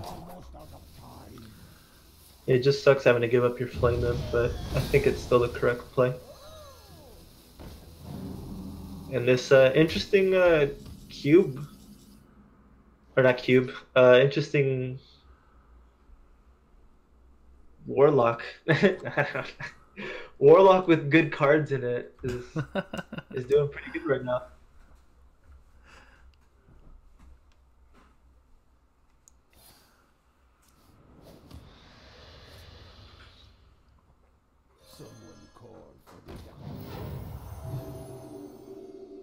So bring out Happy Ghoul, slap Fungal Mancer down. Or would you do Despicable? Nah, Fungal Mancer should. Fungalmancer is better on the board, but he's just gonna go Life Drink. I wonder if he's gonna use the Soulfire here then. That's interesting. Yeah, so now you use. Oh my gosh. Wow. Void Daddy is in hand. Yeah, it's gonna. I would be surprised if Rag be able to get through Lich King, followed by Void Lord, followed by Blood Reaver Dan. I think you trade into the 2/1. Yep, you chill. And then relax. Oh man, and that Death and Decay, Yep. as if it wasn't enough. Ragtar with the late Kelths. He actually has lethal. Wow. Well, he could kill the. I was gonna say, if he killed the Lich King with Leroy,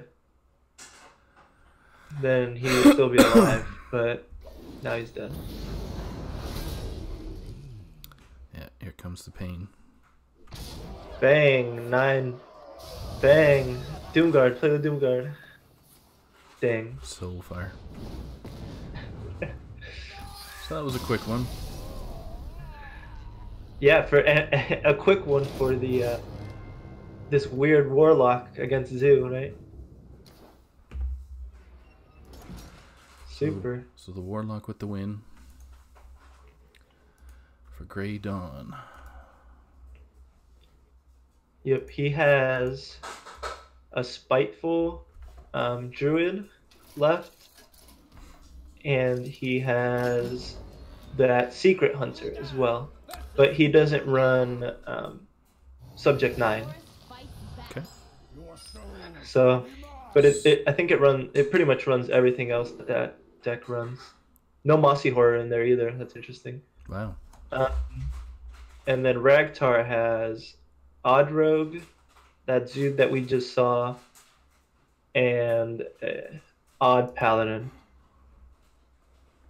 His warrior that got banned was a control, an odd control, and the shaman that got banned was a Shudderwock shaman. But we're heading into our next match with Grey Dawn on the Spiteful Druid and Ragtar again on that Zoo. That's right.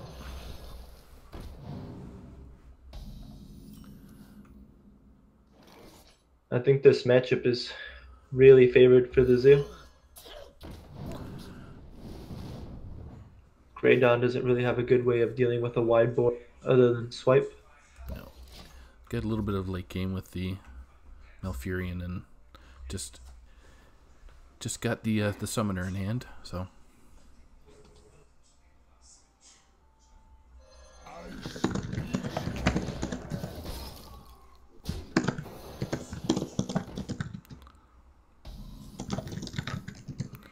Jammy's furiously typing, so.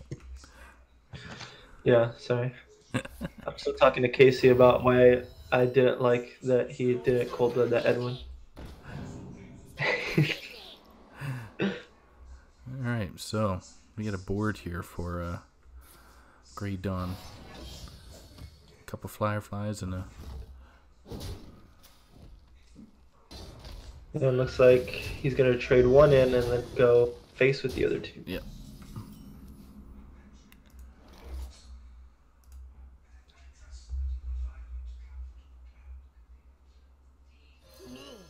So here, gonna draw, see what he gets. Gonna play a Light Warden, play one of these Voodoo Doctors to buff it up right now. I wouldn't be surprised if he traded to protect his Light Warden. The only problem is that you get wrecked by swipe. Luckily, Grey Dawn doesn't have it in his hand. Well, actually, you don't run swipe. I'm dumb. This is spiteful. I'm sorry, I haven't seen a spiteful druid in forever. Yeah, I played it a couple weeks ago in a match, and it was close. I was gonna say how to do for you. Does it even run any of the new? It runs. The one I was running was almost similar to what Grey Dawn has. Nothing crazy. It might run that. Does it run Giggling Inventor? Did you play Giggling Inventor? Yep. That might be the only card that it added. That's funny.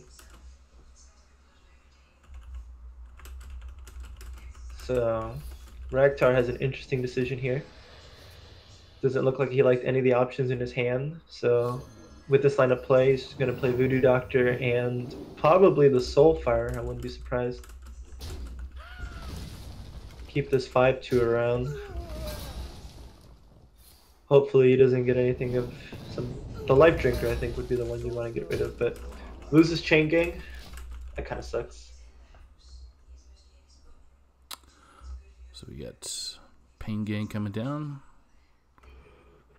Or Silence. Interesting. So now Ragtar has a really nice play. I was going to play the Dreadlord, but I guess this is good too. If he tries to value trade into your Fungomancer, then you can play it.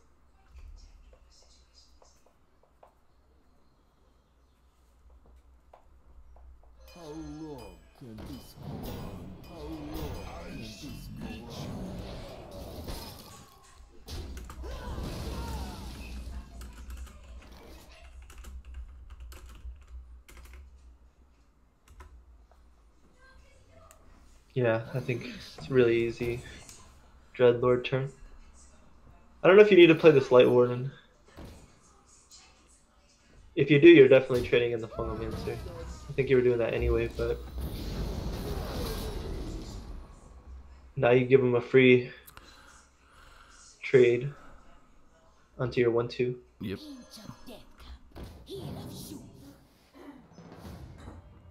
And with the big 10, see what you get. Roll the dice. Oh, you get the big 7/14. Long neck boy. Yeah, long neck boy. Yeah. Oh man, the second Dreadlord. Is that any good though?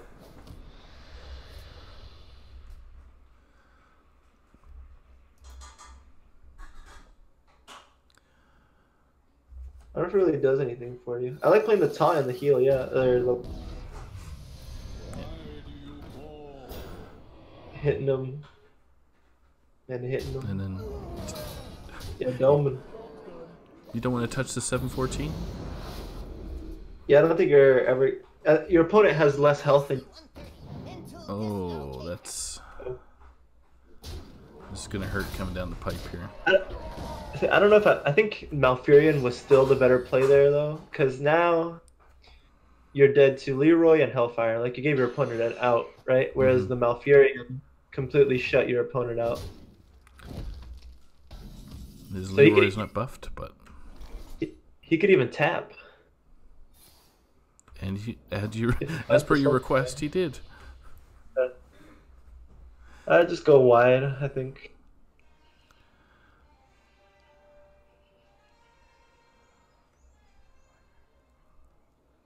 So you take out. Do you take out the Flabby Bird at all? So your opponent right now had 21 points of damage. So I think you have to trade. Unless, well, if you play the Enchanter, you're up by 4. He doesn't have access to Ultimate Infestation yet. If you hit him, you need to hit him in the face for Soulfire to be. I think I liked hitting him in the face there, playing both 3-drops. Next turn, you'll have a chance to tap for Soulfire again. Unfortunately, this Malfurion's gonna. Yeah, this Malfurion's gonna add 3 and some lovely taunts to help protect his minions. Yeah. Yeah, why not? There's nothing your opponent can do. You set up lethal.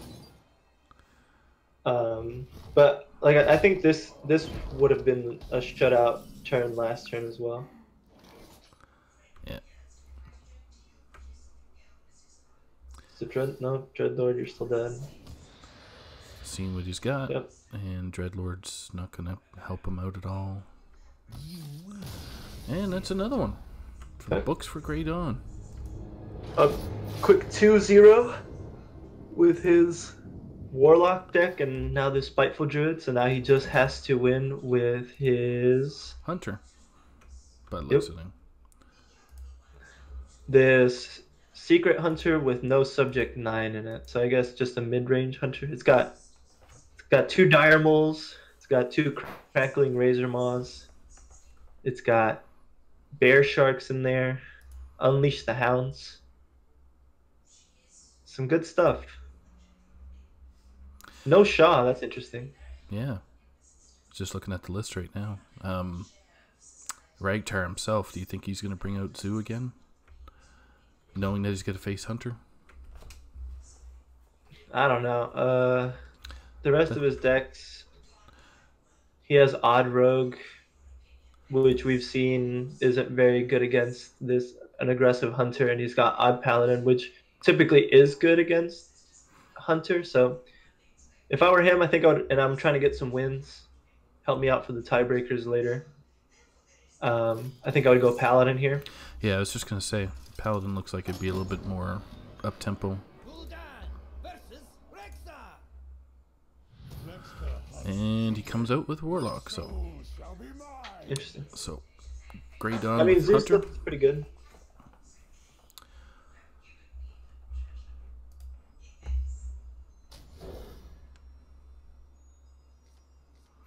Ragtar got Oh, he got his Prince Kelthus, a so... great start. Yep. Yep. He's got Librarian into Kelisa. Into some good stuff. Yep, might be a get up and go for Ragtar, see if he can come back out of this. I think you just chill. I don't think you need to play a minion here. Or a secret. Man. Just drawing the gas. So, is Grey Dawn sweating right now? Probably not. No, I think he feels pretty safe with this explosive trap. Yeah.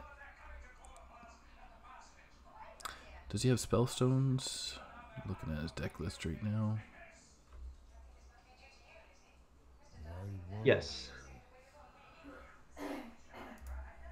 He runs both spellstones. Or both 5 mana spellstones. Hasn't drawn one yet, though. Nope. I think explosive trap right here. Mm-hmm.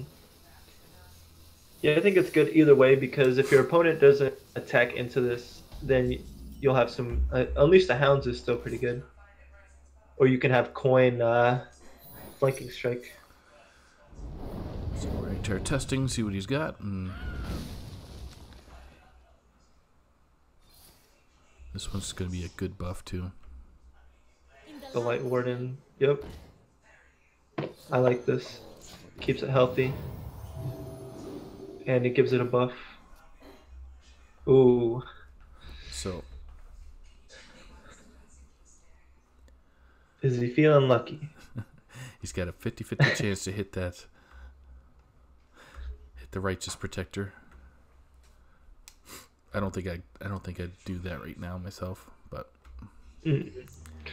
I think Coin Flanking Strike on the 2/1 is pretty good. It'll help you set up with Unleash later. Sets up a decent 3/3. I guess you're afraid of him having more heals. I wonder.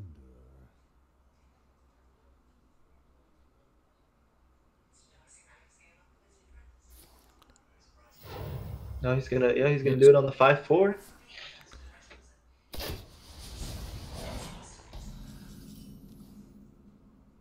Wow, what a draw. he just got more heal. Not one, but two. So he can buff this thing up to, he can buff it up 3 times, so he can have 11 attack.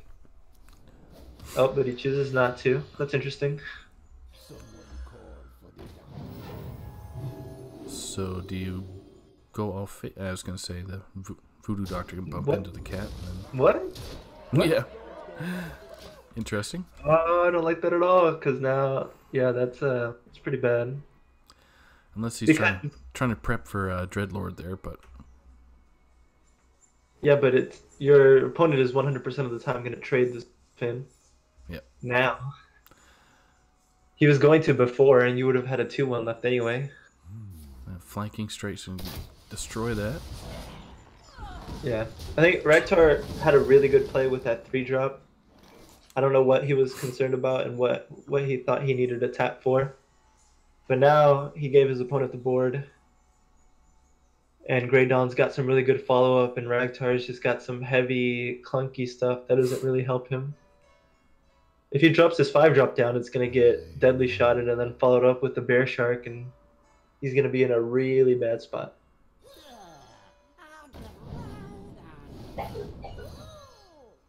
He's going to opt to go wide instead. He can still make the same play.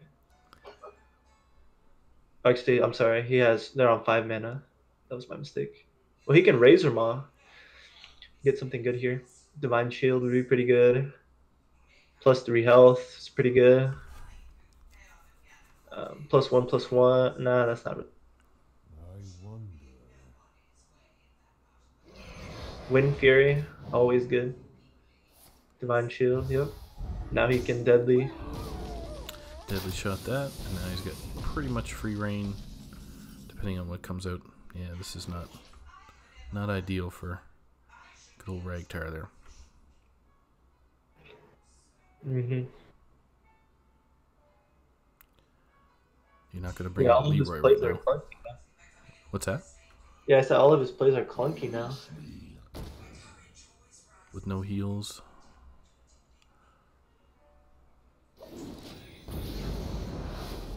This just gets murdered. So Razor Maw. I kind of like playing 2 3-drops here Yeah, I was gonna say because Bear your hand Shark. is full of 3-drops. Bear Shark and See what you get. There you go. Yeah, I like playing the weapon actually, and trading with the 3/1. Wind Fury, oh man. Yikes. Oh man. 2 from the Hog, 1 from the Razor Maw, and another one from a Panther. I would at least have traded with a 3/1. I don't know how much damage, if you needed that damage that much.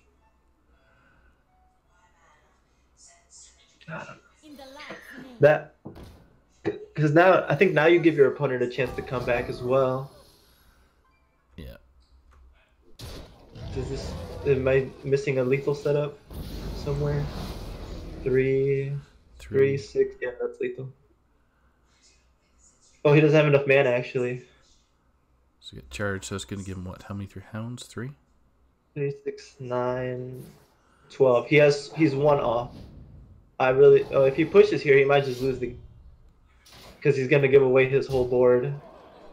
I guess he at a hero power. It puts him on heals. Oh, he's gonna so trade. he's trading with that, which is...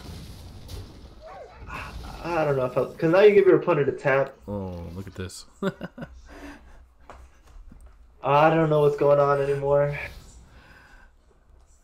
It's tournament play, dude. So some funky plays Oh going no! on, and he tapped. Oh god!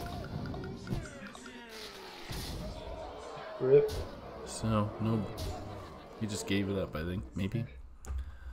Yeah. Yeah, he was dead anyway, right? Right. Like hero powers, so he had to tap for something. Those are some interesting lines taken by both players. I don't know if I agree with some of the plays, but I mean, Grey Dawn took the lines and it got him the victory, and took a clean sweep over Ragtar and his Zoo Warlock. Yep. Yeah, he certainly did. That was a quick match. So let's see if there's anything else going on. yeah, just checking out to see how the brackets are doing. Still got a bunch of games in progress there, so.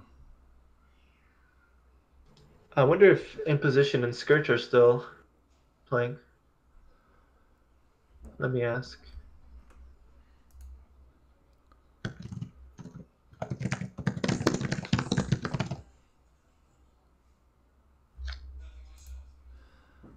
Scourge is up 2-0 if you want to spectate them. Yeah, I just gotta change some of the graphics and. You want to take a short break? Or do you want to jump right in? Well, you can talk your way through it, and I can make some adjustments on the fly if you want to do that. Let me ask them. Sure. Neither of them have their spectate on. I think we'll just we'll take a quick short break here again, probably for about 5 minutes, 5 to 10 minutes here, 5 to 10 minutes for sure. See if we can line up some more matches there.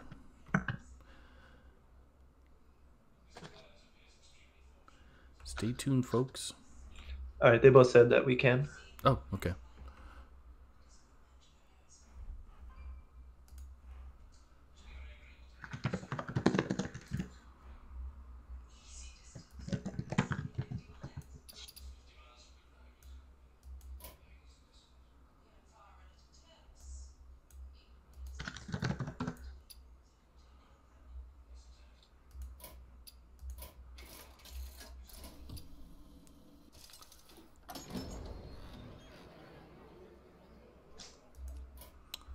Okay, so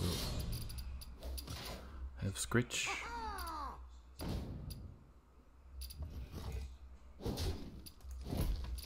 Yeah, and Imposition. And Scritch I can't see just yet. Uh-huh. Are we on? Or... Yep, we're on right now, so it looks like they banned, or Scritch banned Imposition's Warrior, and Imposition banned his Scritch's Druid. So. Mm-hmm. Scritch is up 2-0, so he's won with. What's he playing right now? He's playing Paladin. He's playing Paladin. No, he's playing right Rogue. Now. Oh, Rogue, is he? Yeah, he's up top. That's right. Sorry. No, Rogue. So he won with Warlock and Warrior already. Or Hunter, I mean.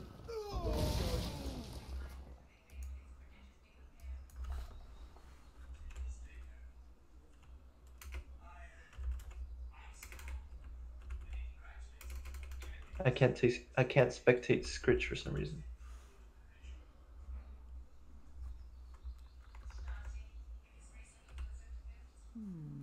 Glory to the Sindori.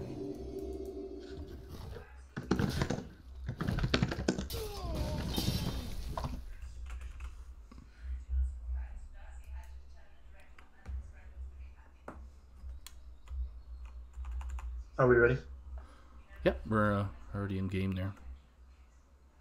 Sorry, man. Okay. I just got to make some adjustments on the So you want to classes. start But, talking about the match here?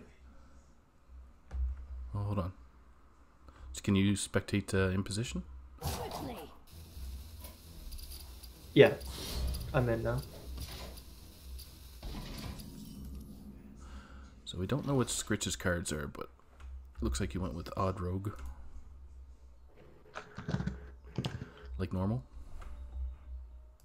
So Scritch has Hench Clan Thug, Blink Fox, Void Ripper, and Firefly in his hand. He said he sent you the invite system. Yeah. Yep. It's still not letting me poke through it.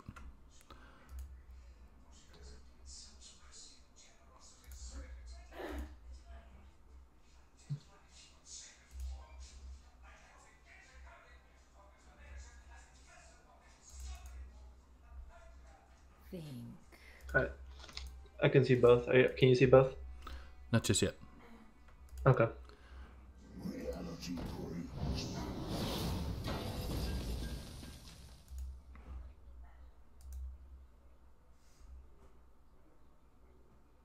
Folks, who goes there?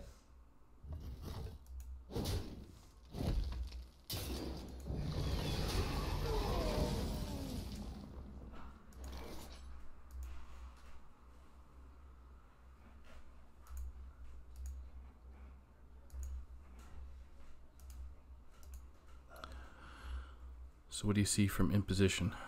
He's got a level up, Forked Lightning, and Blessing of Might, and a Vine Cleaver on turn 6.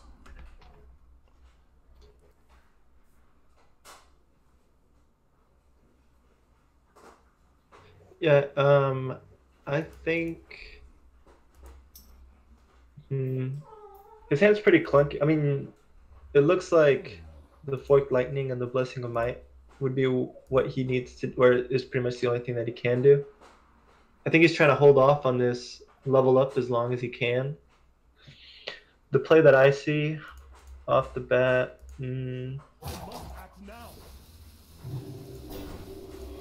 level up just feels so bad. It doesn't even really trade. Oh gosh. Now you have to commit the Blessing of Might too. So what's he gonna leave up? Oh, he's just pushing face. Oh, I didn't even see their health total. Interesting. Yeah, six for Scritch there. Whoa.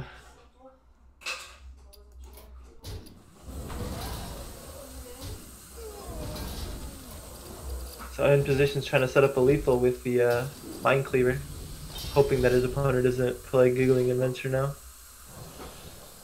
He can high roll with a Forked Lightning and get rid of this Thug. Oh, now it's a 50-50. Yeah. Oh, never mind. Now you just quit Vine Cleaver and go face. Right, 5, 10. Your opponent has 15 damage, 18 available to them. You're dead to 4, but you don't really have any other option. And there it is. Yep. That is game. That's. Sorry I didn't get Scritch on Impo with the great meme there. Wow. We just tuned into Scritch right away to take care of Imposition there, unfortunately. So that's a 3-0 on their matchup. That's another 3-0, yeah. Wow. Congratulations to Scritch and Impo, buddy. Sorry, man. I'm sorry about that, Saku. I was trying to find a longer match. It's all good. So I think we might end up taking a quick break again just to see if we can line up another match for round 4. That should be. There's only a couple matches left. Donde with Choco and Revenant with Bill Snyder at 1-0.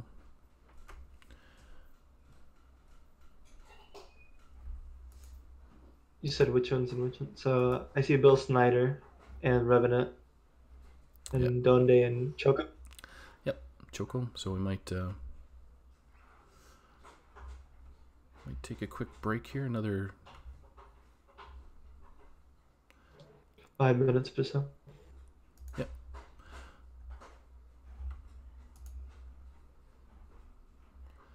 So stay tuned, people.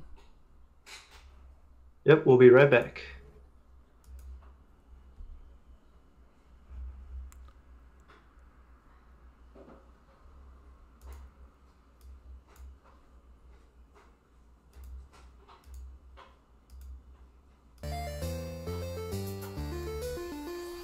Greeting, traveler.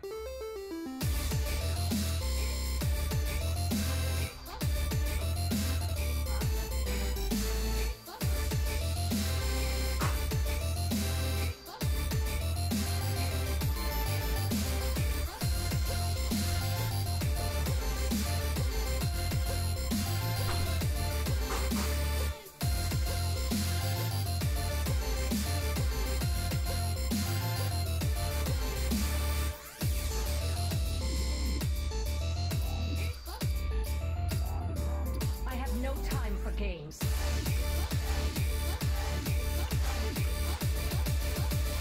end is coming!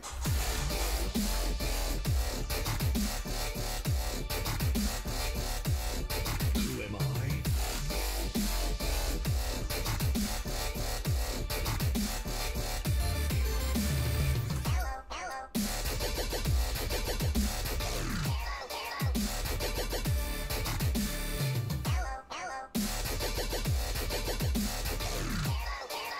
Let me change your mind.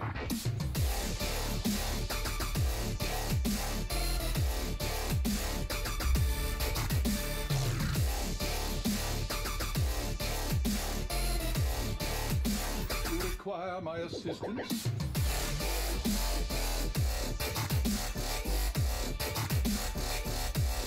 A dingo!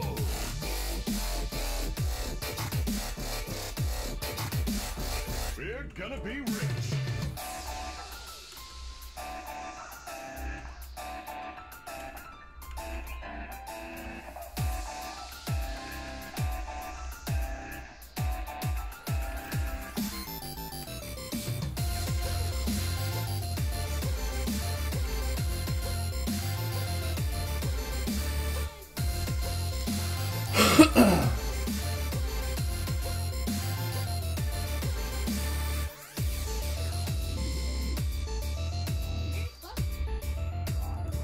I have no time for games.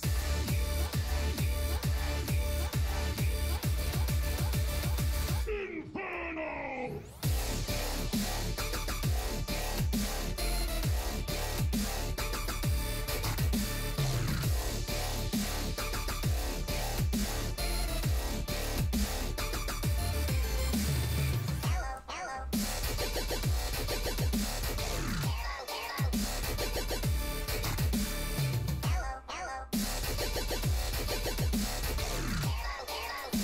You require my assistance?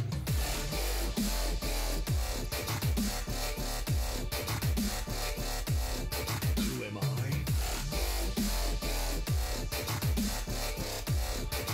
Let me change your mind.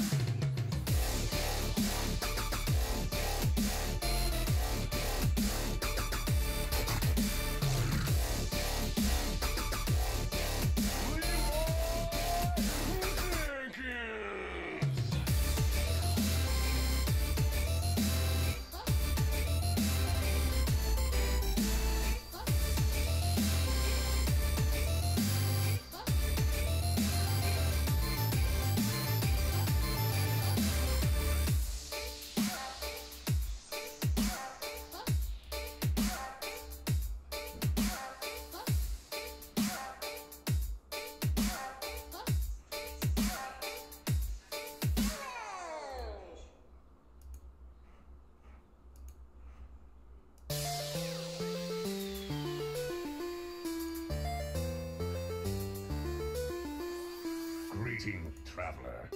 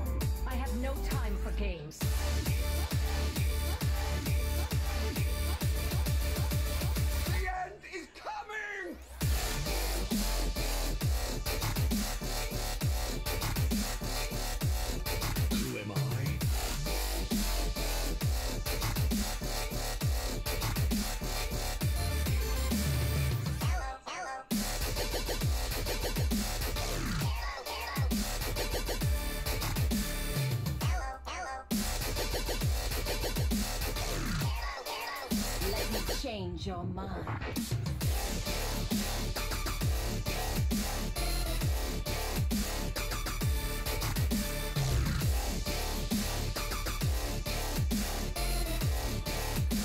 You require my assistance?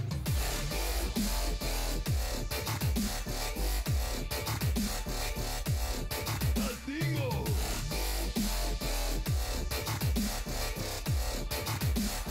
We're gonna be rich!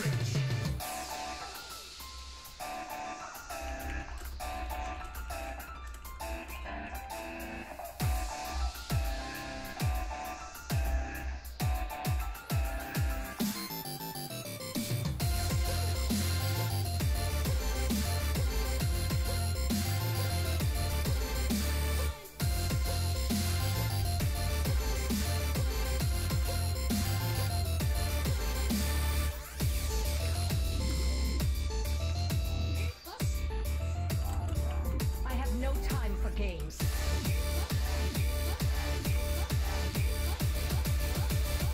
Inferno!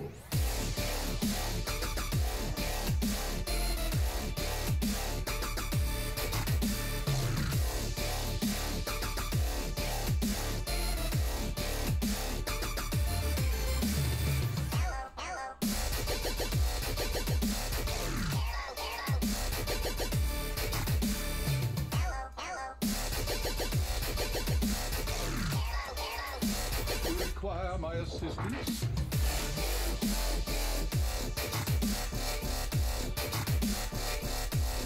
Who am I?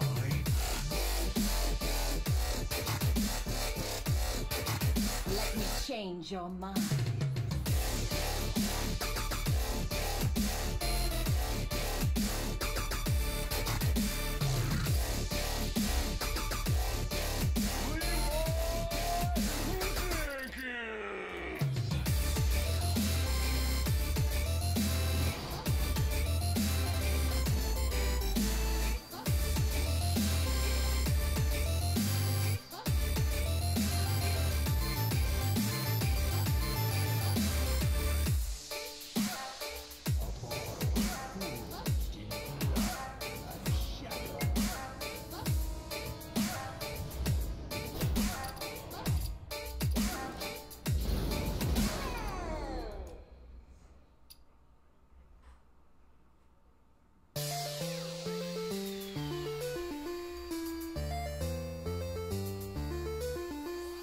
Greeting, traveler.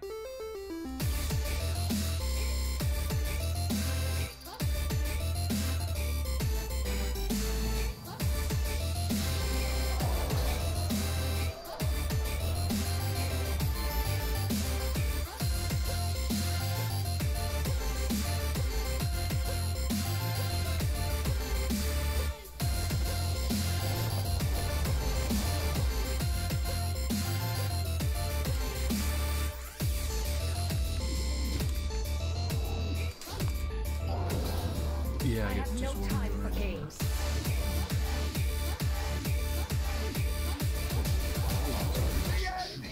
Nah, it's probably.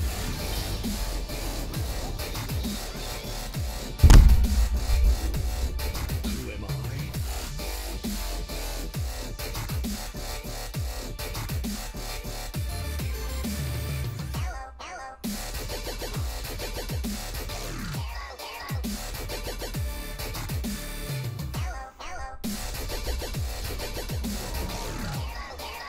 Let me change your mind.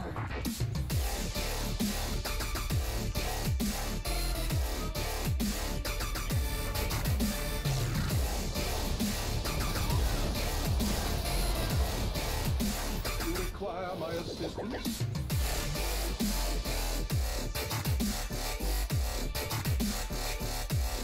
A dingo!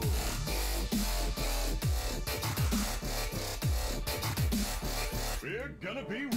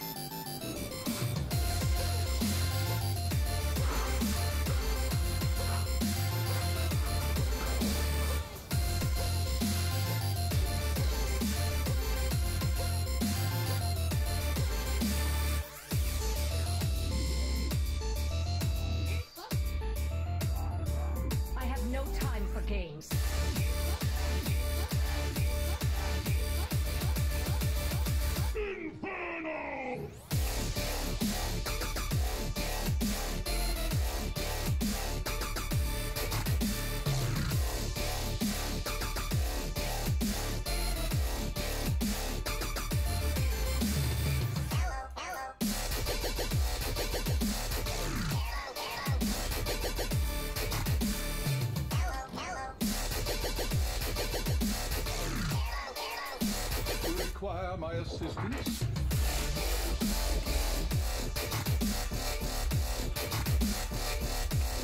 Who am I?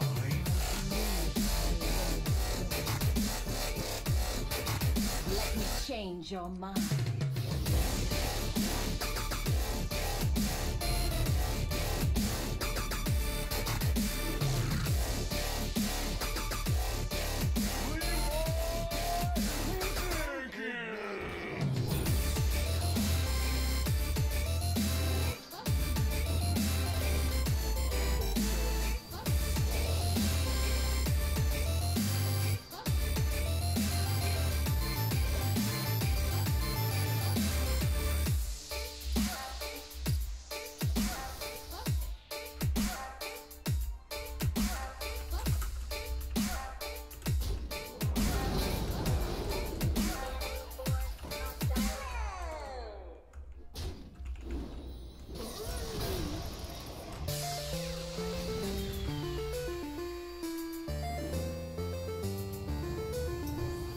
Greeting, traveler.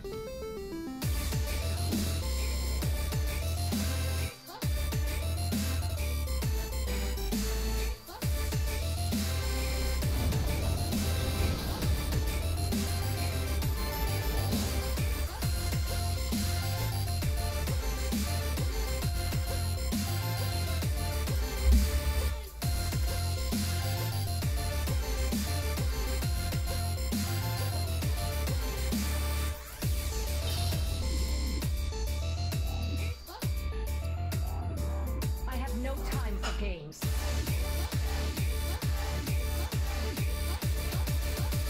The end is coming!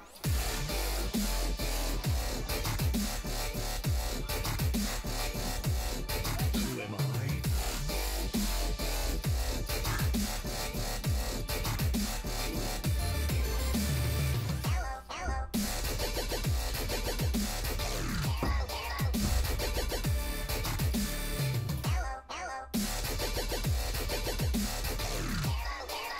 Let me change your mind.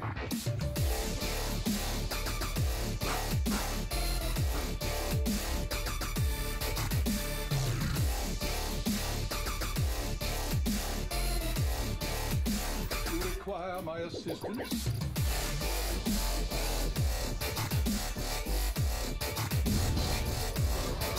Dingo!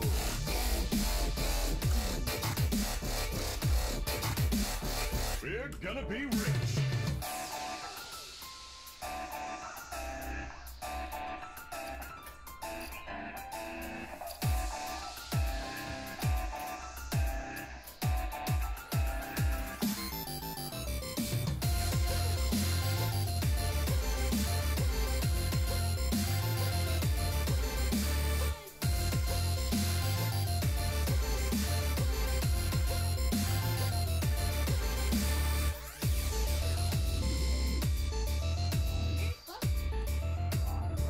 I have no time for games.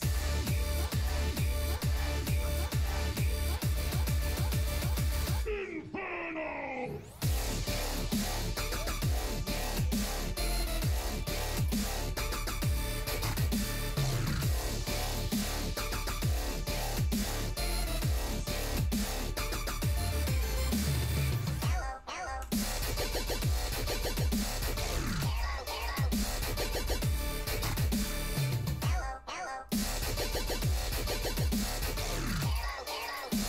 Require my assistance?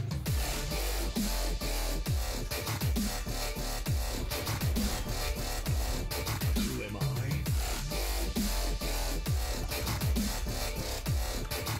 Let me change your mind.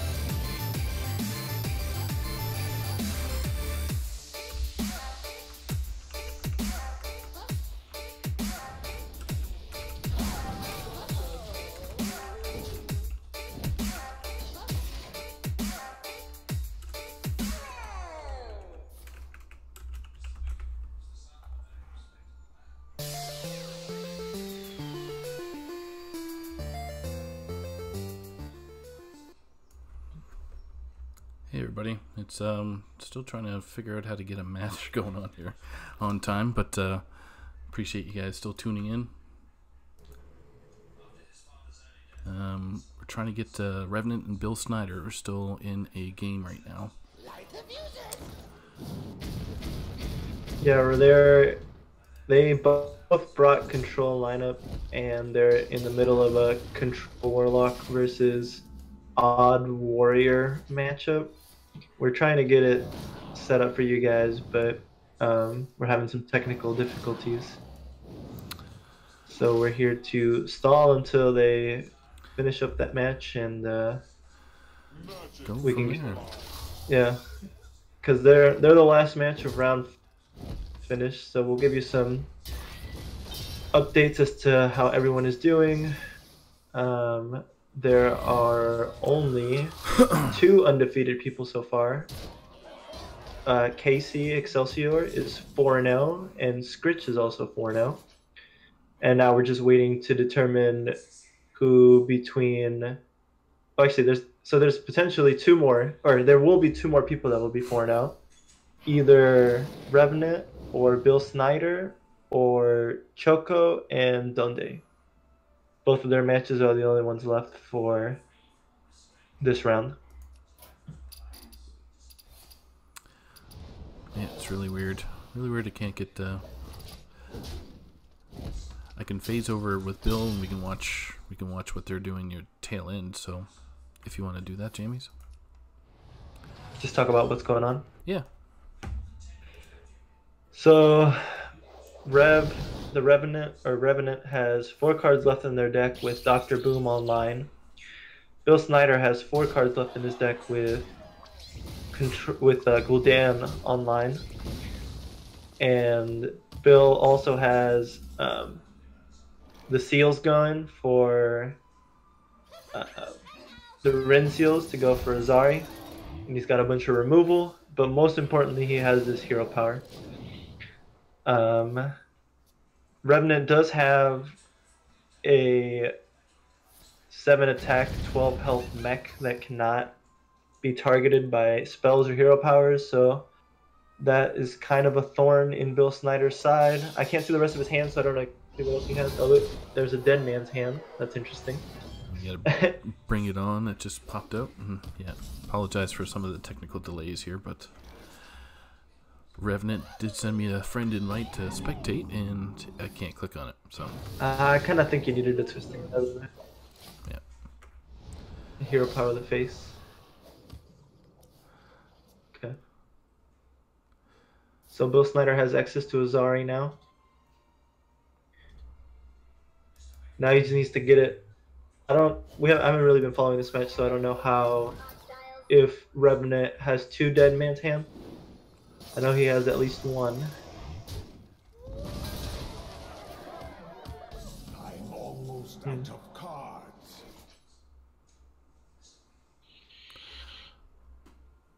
So here, Bill Snyder can push the damage and hero power face. I don't know if I like that, since his Rev's hero power is to gain 7 armor, so I don't know how relevant that 6 damage is. I think I liked using Defile there a little bit better. Right, because this is only when it survives. Oh, it's when it takes damage. Never mind. Well, he could have traded into the 7/7, Defiled, and hero powered. Interesting. I'm almost out of cards.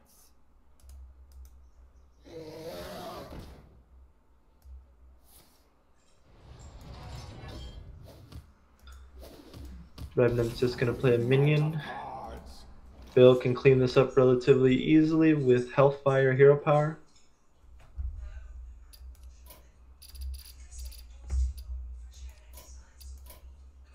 I wonder what. Be really helpful to know what the Revenant's last 4 cards are.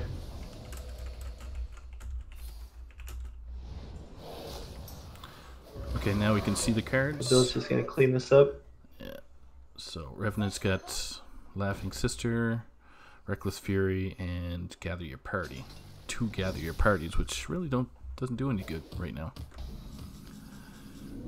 Yeah, so Looks like Bill's gonna take this one at fatigue.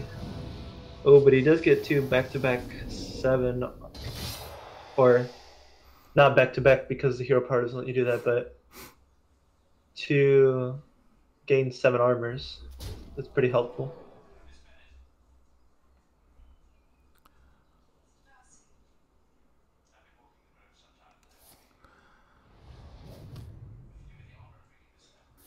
So you can see Revenant's hand now. Reckless Fury. No, but I'm pretty sure this game is over. Yeah. I think. I don't know if I like Reckless Fury flurrying there. You got rid of all of your armor. So he's gonna make him kill him? Nope. Okay. Send Revenant as a invite there.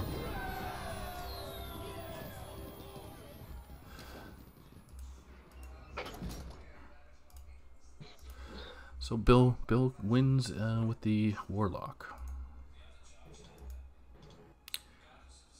Yep. So Bill has now won with the Warrior and with the Warlock, and Revenant has won with his Warrior. So Bill just needs a win with this Priest. It's a. Bill's got Warlock, Warrior, A heavy Druid, control doesn't he? priest? Yeah. Bill's got. Oh yeah, sorry, I'm looking at the Revenant lineup. Sorry. So all Bill needs to win with now is Druid, which is a token Druid. So we're in game now. It's Warrior versus Druid.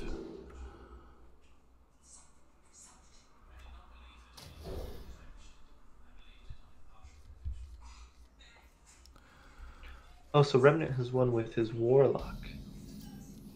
Okay. Job's done. So both of them have won with their Warlocks now. Yep, that's what you mentioned in the chat there.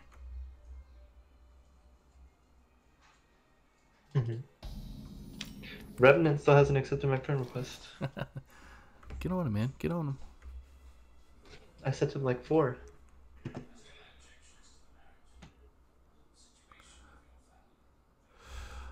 So Revenant's got Brawl, Shield Block, Woe Cleaver, Warpath, and Silex up right now.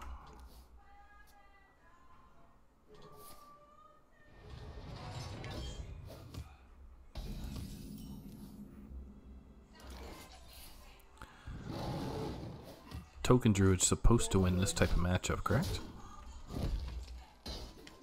So it's Token Druid versus your standard. It's not odd. It's not an odd warrior. Yeah, the problem with this warrior is that it has Access Path, and that card single-handedly destroys your deck. It also has Raise. Wait, oh no, he doesn't. He doesn't run Blood Razor. That's interesting. Nope. He's got a bunch He of runs big one cards. copy of Dead Man.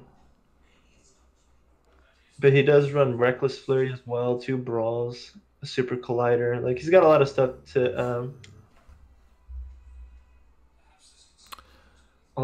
clear minions.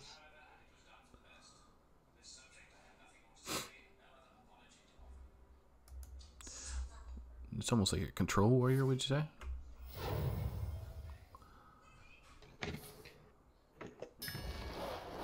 Yeah.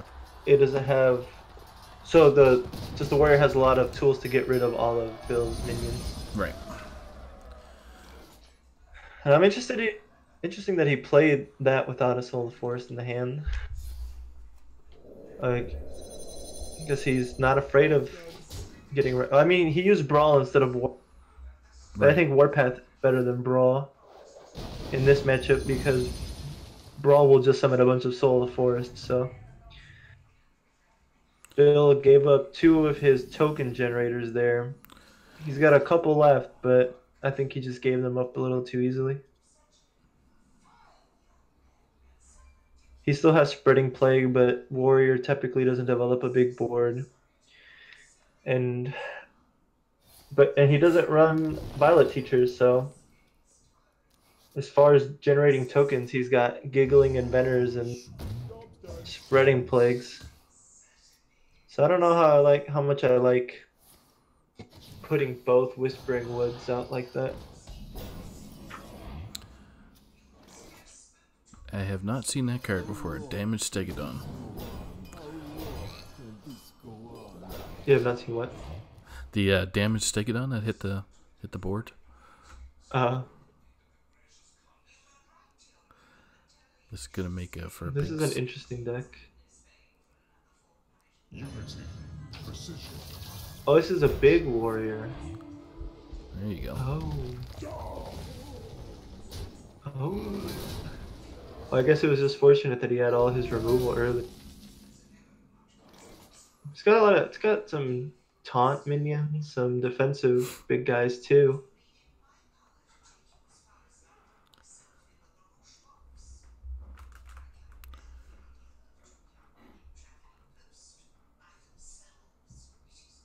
What the frozen wind guide me. The frozen So Bill's just gonna play his scavenger.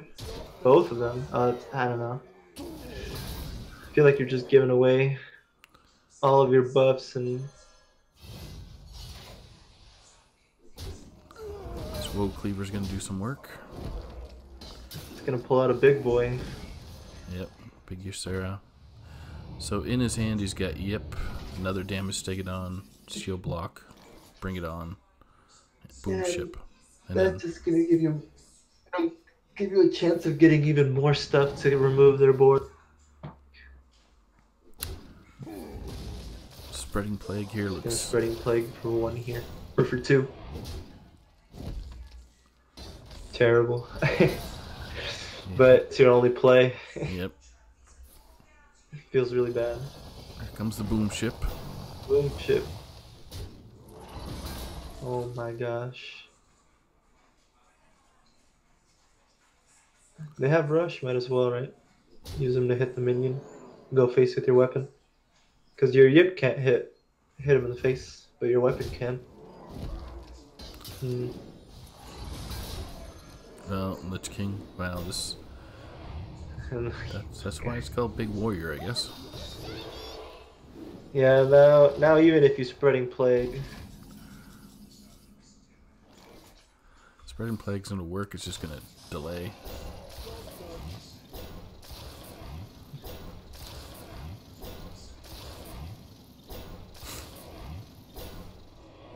then your weapon's gonna summon even more taunts. Like, it's a good attempt, but I think it's gonna fall short.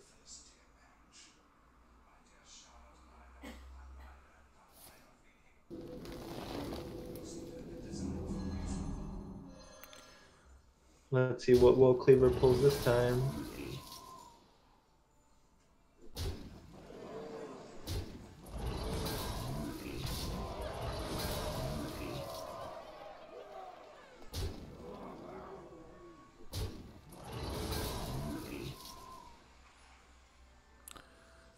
Does he use Woe Cleaver or does he just sit on it? Making all the trades. Gonna gain some armor, help out his Yip.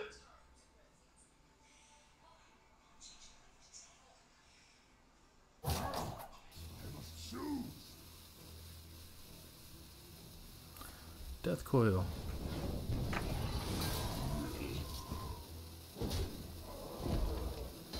Gonna take care of the last Scarab. Now all he's got left to worry about are these treants. And he's got like the super buffs in his hand.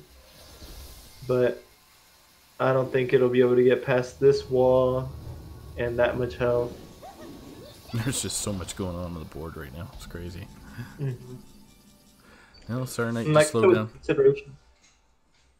I was gonna say maybe there was consideration of holding that last chart. Yep, but I think we're past the point of that mattering.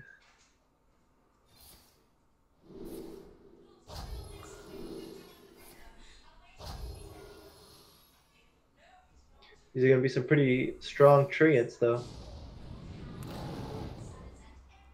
6s across the board. Is he gonna tank the 8 damage? Oh man. But like, So he does all this, right? He invested 2 of his like damaging cards, so Bill- and his opponent still has this massive board, Bill- and he realized it. Yeah, smartly. So this evens them up, I think.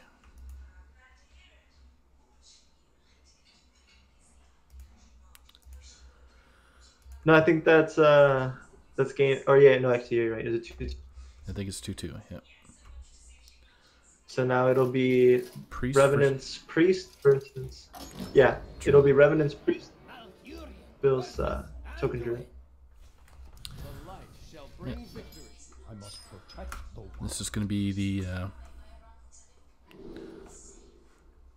last game I'm able to broadcast.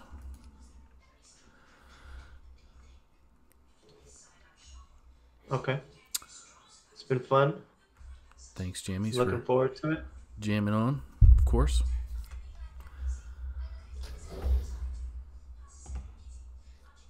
Thanks for everybody tuning in on their free time on their Saturdays. And the players in the tournament, obviously, donating their time to play. Mm-hmm. Yes, wouldn't be possible without the players, so thank you guys for enjoying this game so much and enjoying the league so much. It's a lot of fun being a player and being a caster. my thanks to you. Yeah, I'm still polishing up my caster skills, obviously, but still, I enjoy seeing games like this where they're come down to the wire and they're back and forth. So Yeah, we had two game 5s early that we did, and then we had 2 sweeps, and now here we are again on a game 5.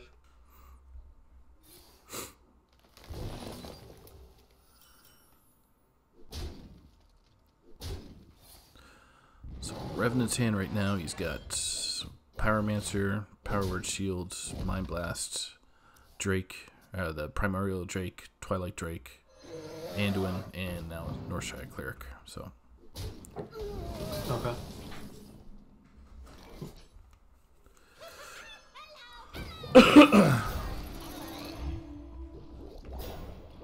So this deck is trying to outlast you until they can get Alex, Shadow Reaper, Anduin, and then their combo off. Revenant just picked up his last card of Geist. Now, would Geist actually work here? No. It'll get rid of the spell stones. That's about it.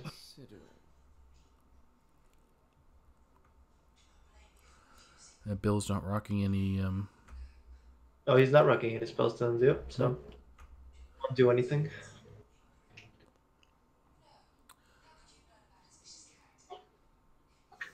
Double Savage Roar is pretty threatening here. But Bill can only get rid of 1 minion with just the minions that he has on board.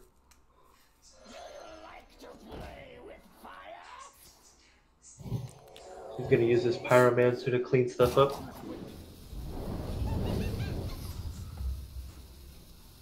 This way he'll be able to get rid of 2 minions.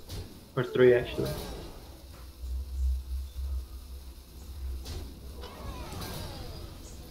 Buff his Pyromancer.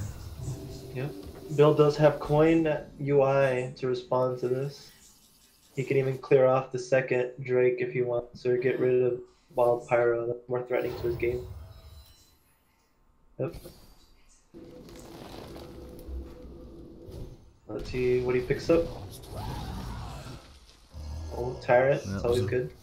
That was an automatic grab and stab, and then another one. Oh. Wow. Wow. What a board flip. I decided not to trade on the Drakes. Yep. So, Revenant's picked up Shadow Visions and a heal, the Divine Hymn.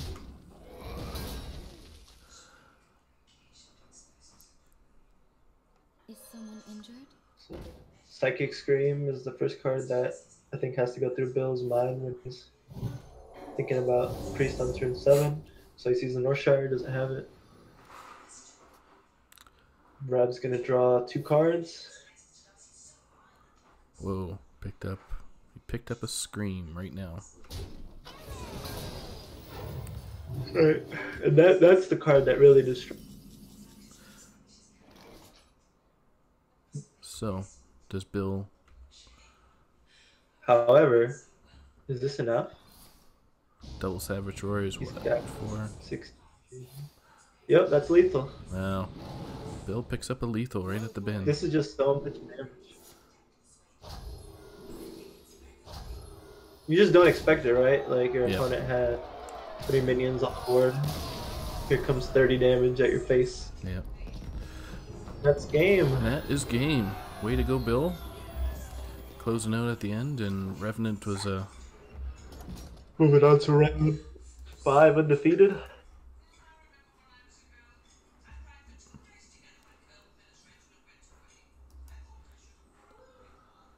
Yep.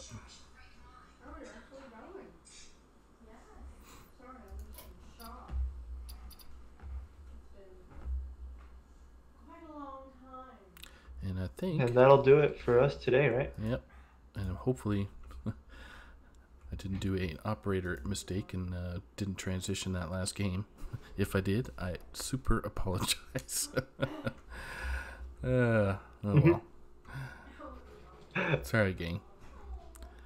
So that is going to be the last match that is streamed today. There's still going to be 2 more rounds left to play today, and then tomorrow will be the last 2 rounds of Swiss, and then we'll go into the playoffs. So thank you everyone for watching today.